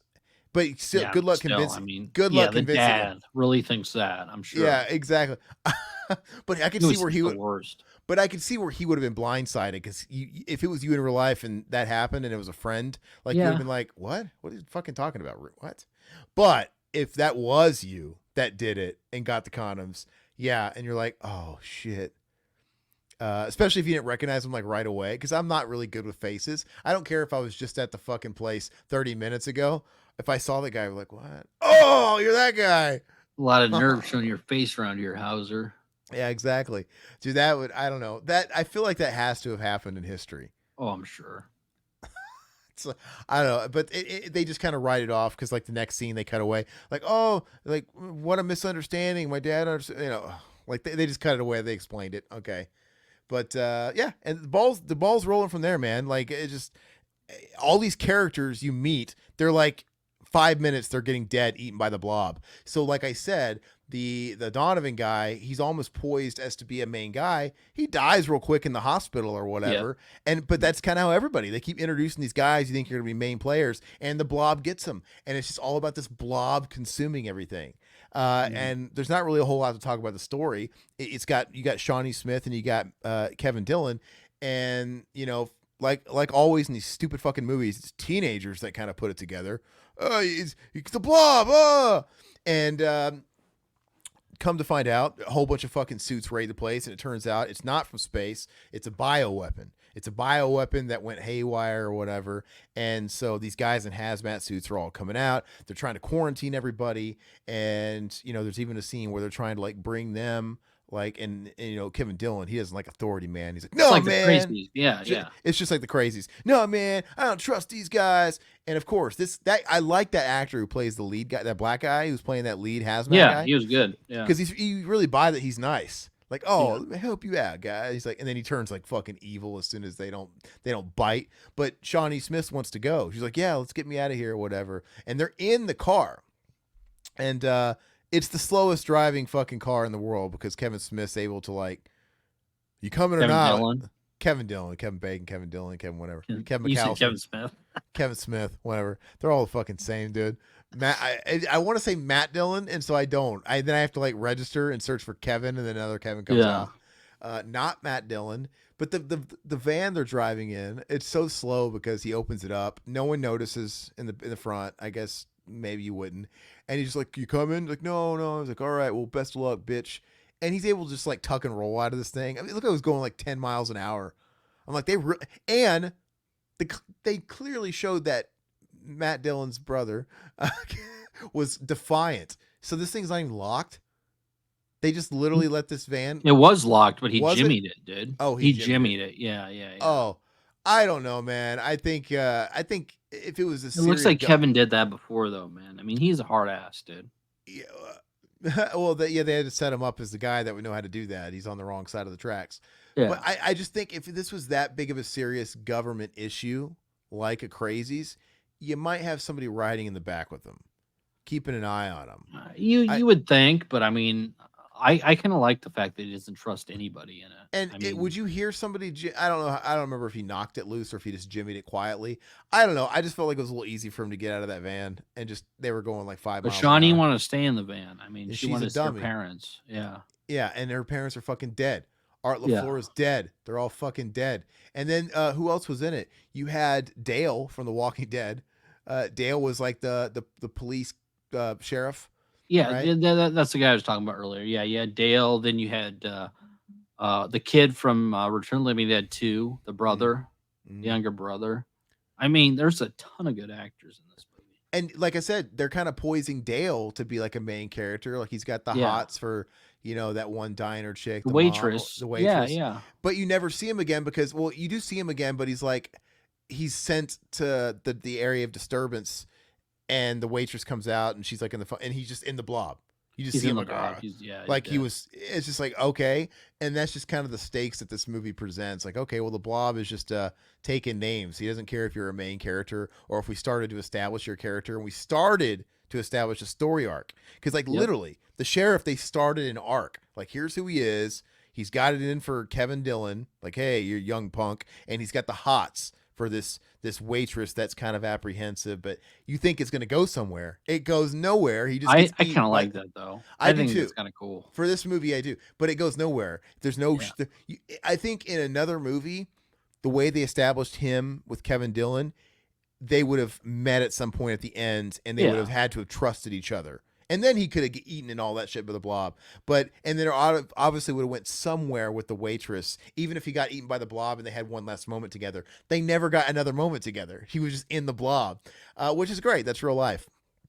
But yeah, you want to talk about the end? They're all like in the sewers and shit like that. You have Shawnee Smith falling in the water. All I can think about is that reminded me of Resident Evil 2.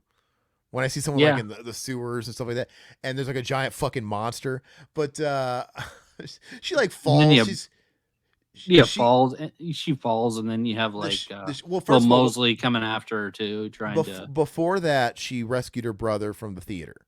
Yeah. Which her little brother and her little friend are funny because like they're talking about, oh yeah, you see the rack, see the tits on that girl. They're watching these like cheesy Jason ripoff movies. Mhm. They're calling their older brother pussy and stuff like that. It's funny, dude. And the friend gets killed, dude. I love it. The little kid. The blob didn't even spare a kid. So they're in the sewer running away and they're trying to go up one of the ladders. This blob, it was pretty intimidating. The blob's like, ah. And one of the kids got it. Now, the only thing that they pulled a punch on, and I kept thinking to myself, I'm like, man, how convenient that it didn't get Shawnee Smith's brother, it got the friend. Yeah. Because they could easily just write it off. Now, if the blob accidentally got the brother, and now Shawnee Smith's like, I don't even give a shit about you. You're the friend. Oh, and she's like, all distraught, it's my brother. Because I think it's easier to say, fuck, let's get out of here because that's not your brother. That's the friend that got killed. But it would have been a little bit more interesting if it was the brother that got it, and she would have been, it would have cost a little bit more. So that was a little bit of a safe play, but I get it. they kill the kids, so they get another point. So it's like it balances Yeah. out. I'm all for killing kids in these movies. I am, dude. But Dude, you don't see it much. You don't I see it much. hate it when they spare kids. Yeah. Take that out of context in a clip, It's I guess. movies. It's movies. Yeah. I hate it when they spare kids in movies, man. It's just, let's be honest, kids are the first to go. Kids Yep. are inexperienced, they're scared. They're the first to go. But yet we always Yeah. have kids surviving to the end. Sometimes kids are outsmarting the villains. It makes no Well, fuck. This is not Home Alone.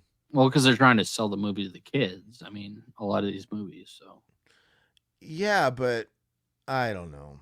I'm with you on that, man. People don't like it. People don't like endings to stuff like The Mist and stuff. I love it. I love those unhappy endings. Like, oh, because that's not is that not life, dude? It's Like reality, yeah. life's not about happy endings. Like life will kick you in the fucking nuts, man. Like, are you kidding? You know, it's just. And then I love. What else did I watch recently? There was something else I watched recently. I can't think of it, but yeah, I'm all for realism, man. That doesn't even mean you have to. You don't always. I mean, you don't have to kill them on camera or anything like that. You don't always have to do that. You could always cut away and you could do it. But and they didn't really kill the friend on camera. You didn't really see anything. Or you know, it's just the notion of it. It just happens, man. And you know what I always think about? The ultimate crime in this is the Halloween 40 H40, the first of this most recent trilogy. You got Michael Myers who's set loose in Haddonfield again, and it's got that really cool scene. I actually really love the scene. It's all like one shot where he's just going through all the houses and they're just like tracking him. It's fucking awesome. But then he goes to that kid and there's the baby and he spares the baby. Why do they spare the baby? They spare the baby because it's a baby. But Michael, they've already established that he's a killer, no life in his eyes. He's just a soulless killing machine. He's not even there for Laurie. Laurie thinks he's there for him, but he's just a killing machine. Why would Michael suddenly have feelings for this baby?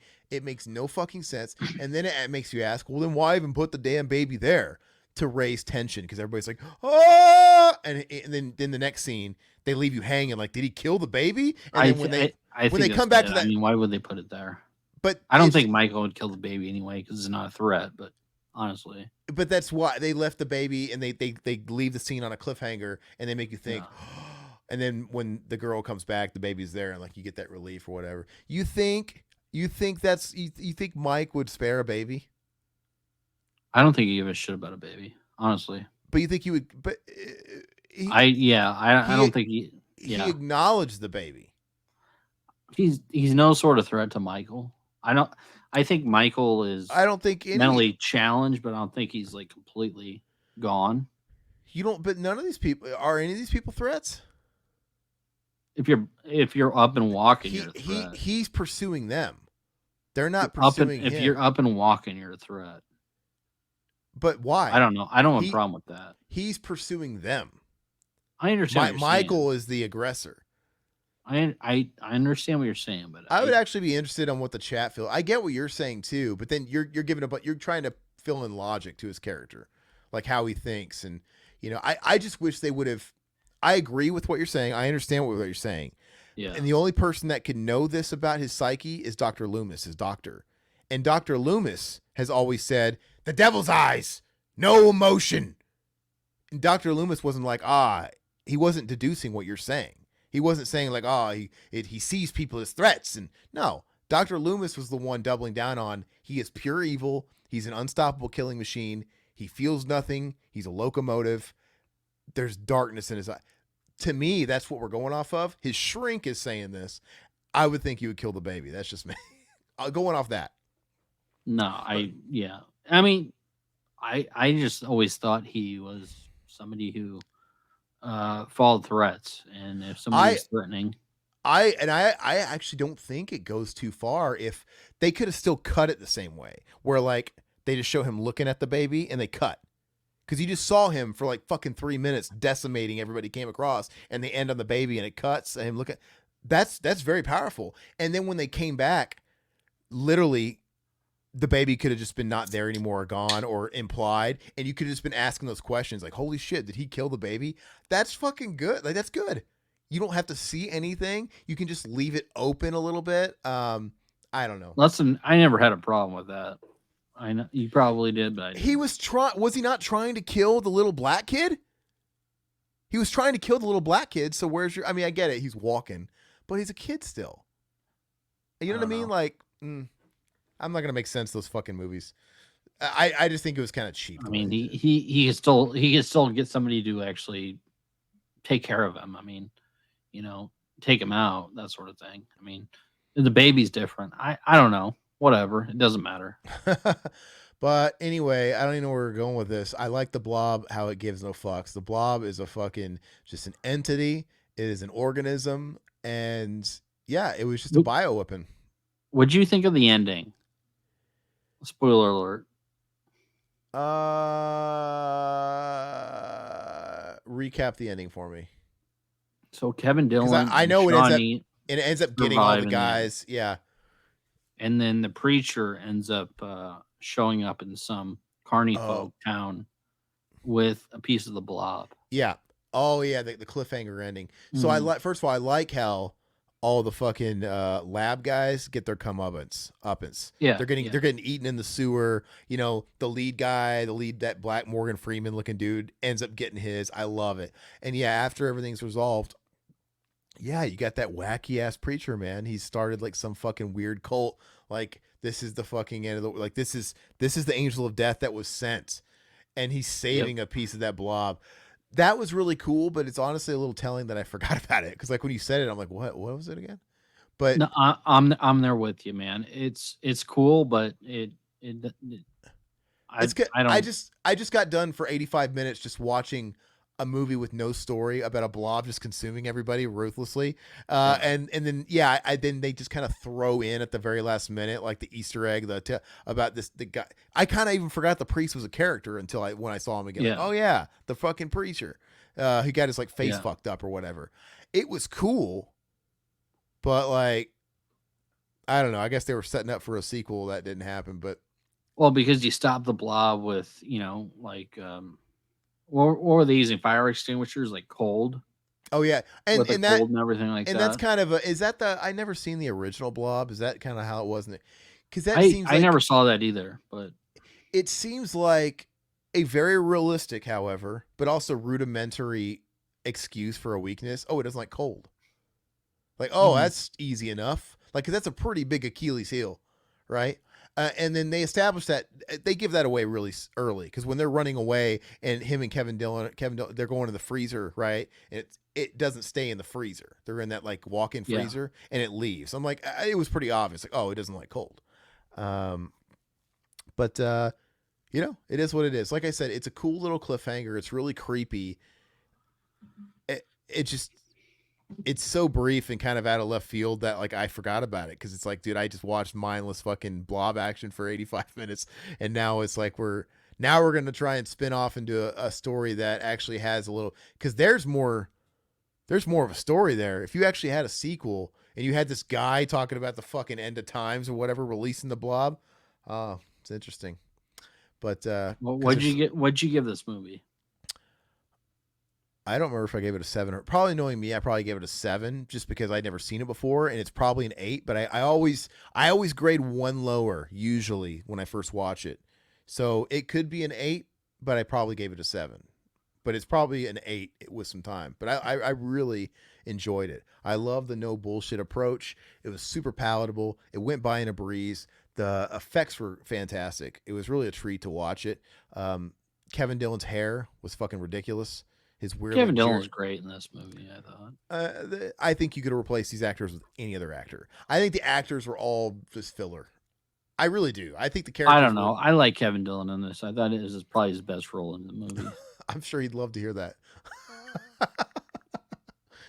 I just think anybody could have Well, done it because Entourage. I mean, he was great in Entourage I too. just think it's the Blob's movie. This movie is the Blob's movie. It's about the Blob. This movie delivers on what it's selling. Because sometimes it's like you have a movie where it's like, oh, a Blob. It's selling you on this fucking creature that's devastating, and then you go and you watch it, and then there's like all these characters, and they got these sub stories. There's like a love story. Oh, the one guy has to save the love from. No, man. It's like, dude, they're selling you on a Blob consuming. That's what you get. I enjoyed it. So I kind of think you could have cast anybody in this movie. To be honest with you, it was fine though. I I know that. Mine was the same. I gave it originally gave it a 7. I'd probably give it a 7 or an 8, like just like you. 7.5, 7, 8. It's very solid, but yeah, I can go with specs if you want. Yeah, I could see this movie having an intense rewatch value around the holiday because it's so It short is. and It is a snippy. very good rewatch. Yeah. But no shit, it doesn't waste your time, dude. The fucking blob shows up in the first like fucking 3 minutes. It's there. Mhm. It's like, all right, we're in it. So, and I love it because that's real life. If you ran into a fucking blob out of nowhere, the story begins. You would just be fucking running away from this blob. Like we don't need setup with the fucking lab. We don't none of it. Just it's good. Yeah, let's go into the features because I haven't watched any of that stuff yet. So Todd is going to review the 4K for the Blob 1988. So this is a Shout Factor. I think this came out like what 2 or 3 years ago, maybe 2 years ago. So this comes out slipcover. You also have this cover is freaking iconic. The VHS cover Mm-hmm. that scared the shit out of me when I was a kid. I don't remember if you remember that. Mm. Looking at that at video stores, So you reversed it. I didn't reverse mine yet. I reversed it. I love this. I wish this was on the original cover. Original cover is cool, but the VHS cover always, man, that just creeped me out. So this is pretty much the original Blu-ray release, which I never owned, which I wanted, but I held out a lot of the Scream Factory releases. I don't know why, but You're smart because I've rebought all those damn Scream Factory releases. I've been selling off all the old Blu-rays. yeah, and yeah, a lot of these. I mean, they're pretty much the same special features, but the thing about this release is, they have interviews with the director, so they have a 20-minute interview. It fell from the sky, so is what it's called, and then the second one is I Killed a Strawberry, which is the part 2. So basically, they cut these up because I did a little research. I was listening to some podcasts, and they have to have 20-minute features on these or 20-minute interviews, so they're not having to pay out the SAG, Screen Actors Guild. That's So like a they have minimum. to, yeah. So they have to keep it at 20 minutes. So Interesting. a lot of these old releases, they have to cut them down. So they have a cut down release from the actual director. They have a 2-part, so it's a 40-minute 2-part. It's really good, man. It's really solid. Then they go on to an interview with Jeffrey Duman, which is the guy from Walking Dead. So he's like the older guy, which is solid. Then it goes into actress Candy Clark, which is the diner lady, which is interesting too. I mean, she's all right.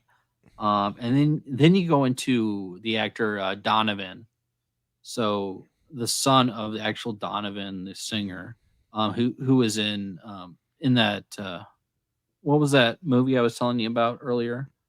He was also in Return of the Living Dead 2 or no, no, no, no, no. Return of the Living Dead. Oh, Night of the Demon. No, was it Return of the Living Uh, Dead? I think so. no, no, not Donovan. Donovan was in school movie, Cutting Class. Cutting Class. Yeah, he was in Yeah, Cutting gotcha. Class. He was the main The little villain brother in was in the other. Okay, yeah, yeah. in Cutting Class, and he is a very interesting interview. I always thought he should have been a bigger actor. Something about his look, I thought he was very solid. Then they No, go into what's that? He's no Glenn Powell. That's his problem.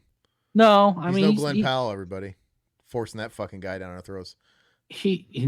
not Glenn Powell. I mean, he's not fantastic, but he's a solid man. He's an interesting guy. And then you get into Bill Moseley. So I rewatched the Bill Moseley interview, which he plays the guy in the sewer. Where he takes his flamethrower from him, Kevin Dillon, and or was it a flamethrower? It might have been some sort of gun, which is cool. I guess this was Bill Moseley's first film that he ever saw as a kid. Was the OG. Yeah, the OG, and where they actually shot it. I think he might be from there in Illinois. So I thought it was pretty cool. But it basically goes through that. it goes through interviews with the cinematographer. It goes through behind the scenes footage, which I thought was pretty cool. And then it also goes through, let's see, special effects artists and some of the other designers and all that shit. But this is packed with special features. Fantastic. I mean, the interviews are really good. Are I was any of very, them very happy with are it. any of them new to the 4K? Or are they all ported from the They're all Blu-ray? ported. They're all ported, but I And didn't own the original. So yeah, so I have a question. Were all these features that were on the Blu-ray, were they new to Shout at the time? yeah, I believe so. I believe they were. Because I mean, they put this out back in the day, and the original artwork was actually pretty sweet, dude. I don't know if you remember this. Uh, oh, they don't have the original artwork. They have it on. They have it on the DVD portion of it. So Oh. look at the Well, DVD portion. well, But wait. I thought you yeah, showed me some different art. Where's that at? so this is the theatrical poster. Uh-huh. This is the VHS poster, Uh-huh. and then What's on the disc? they have the Blu-ray. This is one of the 4K discs, but the Oh. Blu-ray one they have in there is from the actual Blu-ray that came out like what 5-6 years ago, which looks great, man. It's a really fucking cool artwork. Oh, that redone, that Shout, that read. You see, Yeah, you don't like most of those redone art that they I would don't, always I do. don't, I don't. But this one looked really good. I thought Yeah, I know what it looks like. I remember what it looks like. so. And I'm very picky when it comes to that shit, but I thought this one they did a really good job. I'll pitch So this. I'll pitch this really quick. So I was on Shout's website today, and they have a section for going out of print, like Last Chance, okay, and I saw the Blob in there. They had the Blob. They had that in there. So I don't know if a so. I guess 4K. yep, they had the 4K. So which Really? means like, hey, we don't have the rights anymore. What we have is it. So if Well, that's good to thing you be picked it believed, up. yeah, I picked it up. But you can also get. They still have the special edition that came with the 2 slips, and it's got that other version. I think as the other slip is the other cover you Okay. like, and you get Okay. a poster. You get a poster of each version. So those aren't too bad of deals. I mean, because Yeah. they're like $41 if you care that much about an extra slip and posters. I don't, but yeah, I they look don't. awesome, but yeah. Yeah, Todd, I think you got it for 20. I didn't. I went ahead and paid Mm, 26 for it so I could watch it for this. But mm, I got a savings on Killer Clowns and it kind of balanced it out. I'm like, whatever. But yeah. yeah, anyway, I just noticed that. So if you guys want it, if there's any truth to that, they still have them on Amazon too, but it just tells you that, hey, they're probably not going to print any more than what's out there. So it might eventually dry up, is what they're saying. So And the 4K looks great, man. I mean, it looks beautiful on 4K. So if that's something you're into, highly recommend that. So yeah, this release itself, I mean, if you don't own it, I would highly recommend it. It's fantastic. yeah, and we can't compare it to the Blu-ray or anything, but the transfer was Yeah. good. I thought it Yeah. looked great. Looked great on Really my nice. OLED. Yeah, and I'm sure is that one also Dolby? Because the other Shout stuff is Dolby, right? But that's an older Yeah. one. This is That's been around for a few this years. Is that Dolby one Dolby? Vision. Yeah. Yeah. Okay, Yeah. cool. Yeah. Rock on. All right, so that's the Blob. And I want to say too after segment's done, but uh keep an eye. I always keep an eye out on those Shouts. Like whenever sometimes they'll post on their social media too, if it's a last chance type of thing. And I did that for you guys might not care about the Power Rangers, but I'm a sucker for it. I don't think the Power Rangers movie's great, but when I was a kid, I was fucking so up Power Rangers ass, and I had to have that movie. So for nostalgia's sake, I never owned the Blu-ray because I thought it was always a crime that they didn't really give it a proper, really great release. But anyway, I remember a few months back they put out there like, hey, if you got anybody who wants the Power Ranger stuff, we no longer have the rights. This stuff's going out of print. And I bought both. I bought both fucking movies, even the really bad second one, just to have them. And sure enough, they're gone. And they're going for a little bit of money. That's just the way. Now, does somebody else? Is somebody else going to get the rights eventually? Probably, but you never know. They never put out a 4K. We're at that weird end of an era of physical Yeah. media where You you can't can't really chance it. you can't bank on, well, that's just going to get a 4K from somebody else. Yeah. You never know. Dude, the Mortal Kombat movie still doesn't have a 4K. Why? The OG 95. Yeah. And I'm nervous because it's like, going off that thing you said about the 5-year increments. Next year will be the 30th anniversary. It's Hmm. next year or nothing because we didn't get it at 25. Yep. It's like if it doesn't come out next year, there ain't gonna be a 40th year. And I would absolutely kill. I would buy a Mortal Kombat 4K all day long. And I know I'm in the minority and it would probably be a studio release, but dude, I would buy a boutique fucking decked out awesome set of that. I just love that stupid fucking movie. And you load that with all the old special features because the Blu-ray is actually loaded with some cool special featurettes and stuff like that, and they have like the old like tie-in cartoons and marketing stuff. But there's even more they could throw in from that era. They have old promo footage they could throw in. There's literally when Mortal Kombat came out in '95, that was peak MK.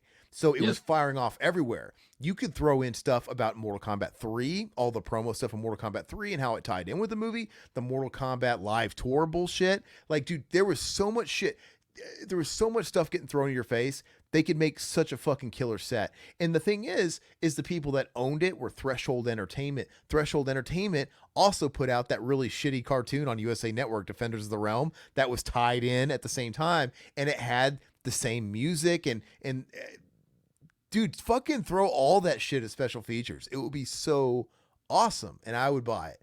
And another dude, why is TMNT not on 4K? I don't really know if it's going to look much better because it's such a grainy ass movie. I love my Blu-ray set, but that Blu-ray pizza box I have with all four movies, that's old. I've had that since 2009, and it's never Yeah. really been. It's just maybe that's as good as it gets. But I'm just trying to tell the people, the powers that be, the people with the money, even if it doesn't really look that much better, if it's not really justified, I'm the guy that will still buy it. Release a cool, sweet ass set and load me up with bonus features. There's all I mean, like I am so hungry for TMNT bonus features. Give me featurettes. Give me all that. So I would eat it alive. Um, so yeah. Anyway, can't chance it. If stuff is marked as on its way out or people lose rights, just fucking buy it. I You don't know. blame you. But all right, so let's go ahead and end the show. I'm gonna end it with our last segment. It's our Choose Your Destiny segment, and this one, I said something earlier to Todd, and I said, "Oh, we'll get there," when he mentioned a certain film. Well, we're about to capitalize on that. Todd,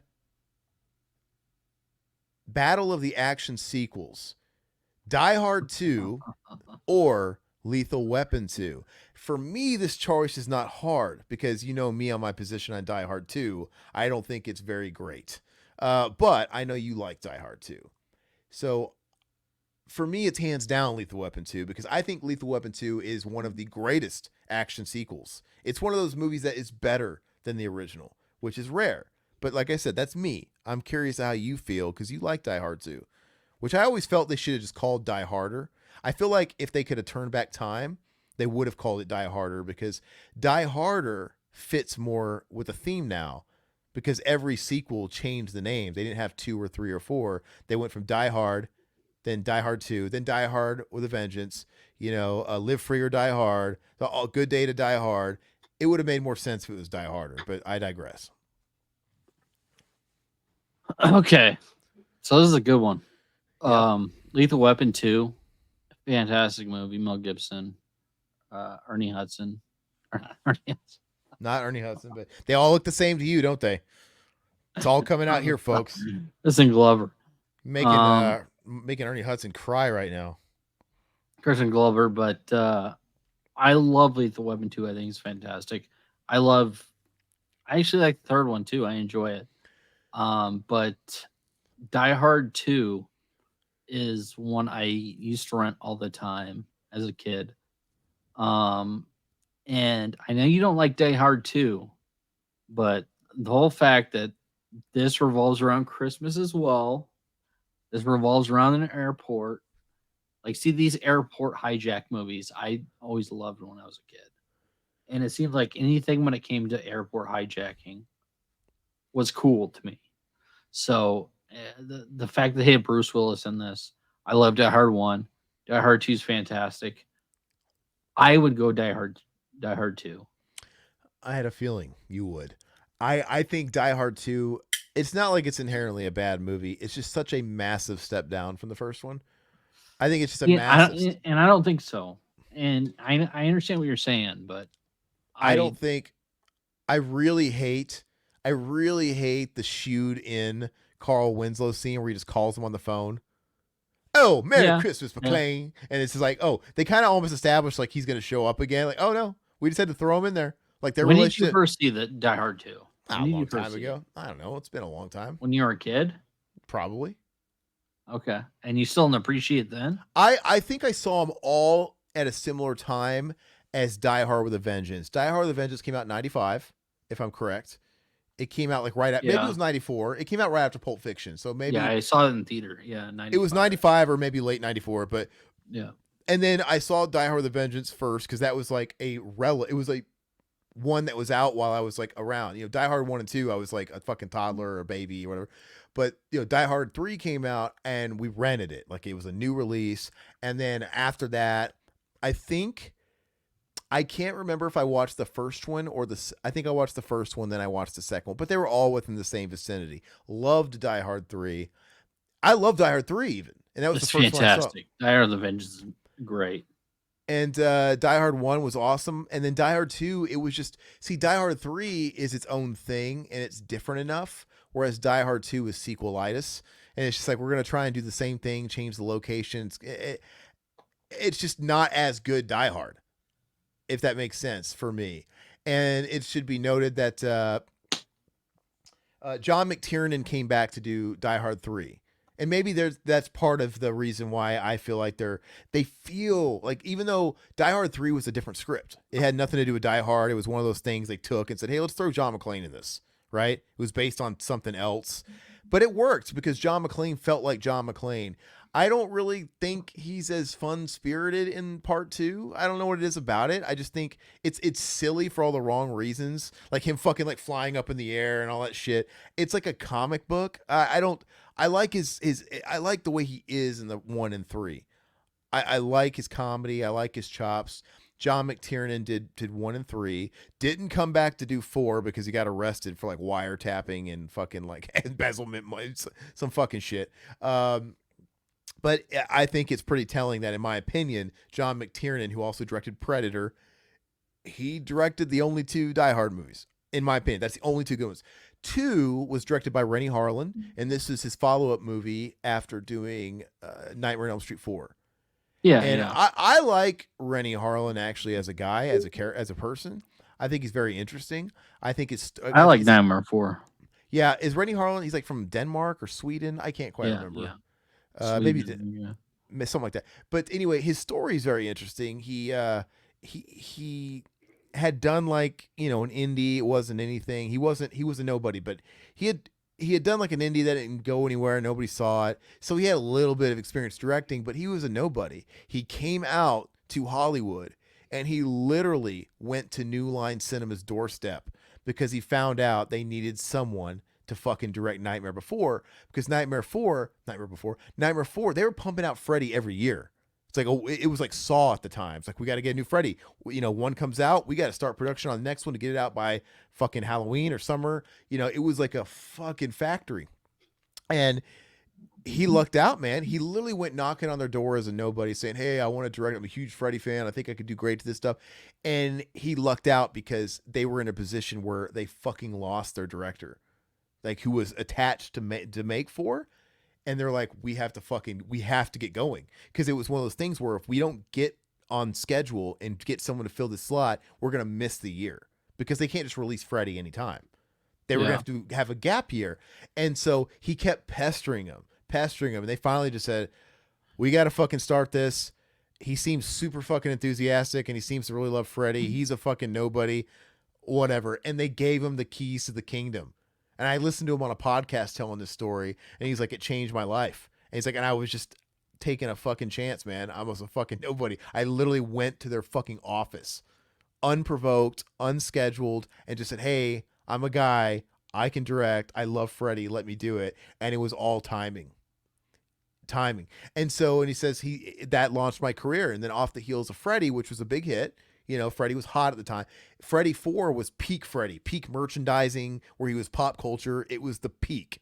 And he says, yeah, right off the heels of that, man, I got Die Hard 2. And Die Hard 2 was the biggest film of my career. And he did other movies and stuff like that. And he still does movies. But I think now he's doing like the year, what's that home invasion movies? The other Strangers. Strangers. He's doing like the Strangers movies that are coming out. He still works, but yeah, it's The, just th- crazy, man. I really like his story. the thing about Die Harder though, fantastic cast. I mean, you have William Sadler, you have Dennis Franz, you have John Amos, you have Franco Nero. I mean, the legend Franco Nero in there. And I don't know, man. I love this movie. How it takes place at an airport. It takes place up in the air. Like I got nothing against the setting. I got nothing against the setting of the like movie. these movies, like Passenger 57, like these were huge in the 90s. Were the airport hijacking movies, which they never do nowadays. I loved these movies when I was a kid, and they freaked me the fuck out. So, uh, and of course, Bruce Willis is top notch. Between him and Mel Gibson, I can't really choose because they're both great in their own way. In the 90s. So, but Rennie I would go Die Harder just because that's one I rented more when I was a kid. Rennie Harlan actually went on to say what it was like working because Bruce has a reputation of being not the easiest guy to work with. Mm-hmm. And he's been asked about what it was like working with Bruce, and he was candid, he was honest. He's like, well, Bruce was coming off of Die Hard, and the thing is when Die Hard got made, he was doing Moonlighting, which he was great in because it was a comedic show. He was very funny. Have you ever seen Moonlighting? No, I don't think so. It's streaming on Hulu. I never got to watch it either before it started streaming on Hulu. Funnier than shit. Like Mm-hmm. it's a great show. I mean, Bruce Willis plays a private detective, and Sybil Shepherd is like an aging model, and they have sort of a friendship that's like where they're always at each other's throats, but they ultimately go into business together like a private dick firm, and it's great. Their chemistry's awesome, and if you like funny Bruce Willis, if you like Bruce Willis and Die Hard, he's just like that, except even a little sillier. But he's got a gun. He's like, what? He's so quick, so witty, and it's really good. I really recommend it. So he was still on Moonlighting when he got Die Hard, and Die Hard blew him up as a fucking film star. And I think he still did Moonlighting for like one more year, like he was contractually whatever. So there was some overlap. But then he got out of Moonlighting, and he's like, I'm full fucking movie star now. It blew him up, and he went into Die Hard 2. And the studio they obviously loved him in Moonlighting. That's why they cast him in Die Hard. Like, bring that wit. You're so fucking funny on Moonlighting. Bring that to this McClane character. And so they wanted more of that. That's why they love Die Hard too. And so when Die Hard 2 came out, he's like, I want to be a serious actor. This is what Rennie Harlan's saying. He's like, I think he wanted to shake the silly stuff early on. He's like, I want to be taken seriously as an actor. And he was really hard to work with on doing the takes the way they were written because they wanted John McClane, how he was already established in the first movie. And so we ended up working out with them like, okay, we'll do one for you and then we'll do one for the script. And just to make him happy, and he would read all the lines and do everything, but do it not silly, take out all the jokes and just be stoic the whole time. And, okay, guess what? The studios hated it, he said. They're like, oh, what the fuck, man? Like, we loved it. Like, I gave him Bruce's cut. He's like, I gave him Bruce's cut first. That's what I turned in. I did that for Bruce. He wanted me to turn in the fucking cut where he's like serious. And the studio came back and they said, we love it. But can you make it funnier? Why is he funny? So we went kind of behind Bruce's back, and he didn't have final say, and we fucking injected all the funny shit back in it. And when he saw that, he was not happy. And I think he was saying something about like the premiere and everything else. Like, yeah, he was kind of poo-pooing it, and he was clearly not amused the whole time watching them. And I just hear that shit about Bruce Willis. I'm like, what a fucking idiot. I don't know. Yeah, but then Rennie goes on to making Adventures of Ford Fairlane was freaking hilarious. Yeah, and he made Long Oh, Kiss Goodnight and Cutthroat Island, a whole bunch of movies, and Fort Fairlane. But the whole thing with it, Bruce Willis, dude, you establish yourself with a new movie. Don't like take an established character that was a huge hit. Don't just change his fucking character. yeah, yeah.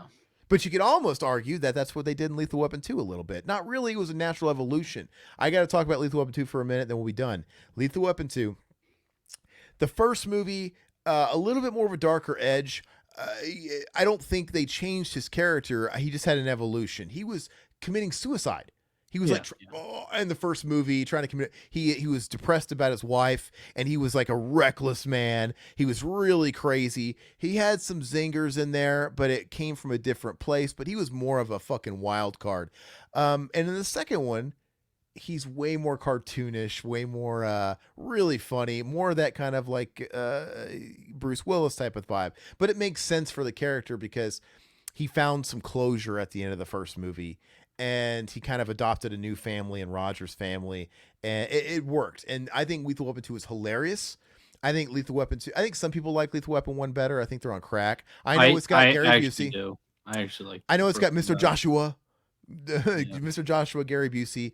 But I think Lethal Weapon 2 is amazing. It's as perfect as a sequel It's gets. good, but And yeah, I like you the get first one. Leo Getz in it, dude. Okay. He was so great to the fucking series, man, adding Joe Pesci. But with that said, I would rank him 2, then number 1, then number 3. Number 3 is extra cartoony. It's a little silly and the fucking all the hockey rink shit and whatever. And then the fourth one is it's fine. Yeah, The ending is really cheesy. The whole you remember the fourth one where they all take a picture in the hospital?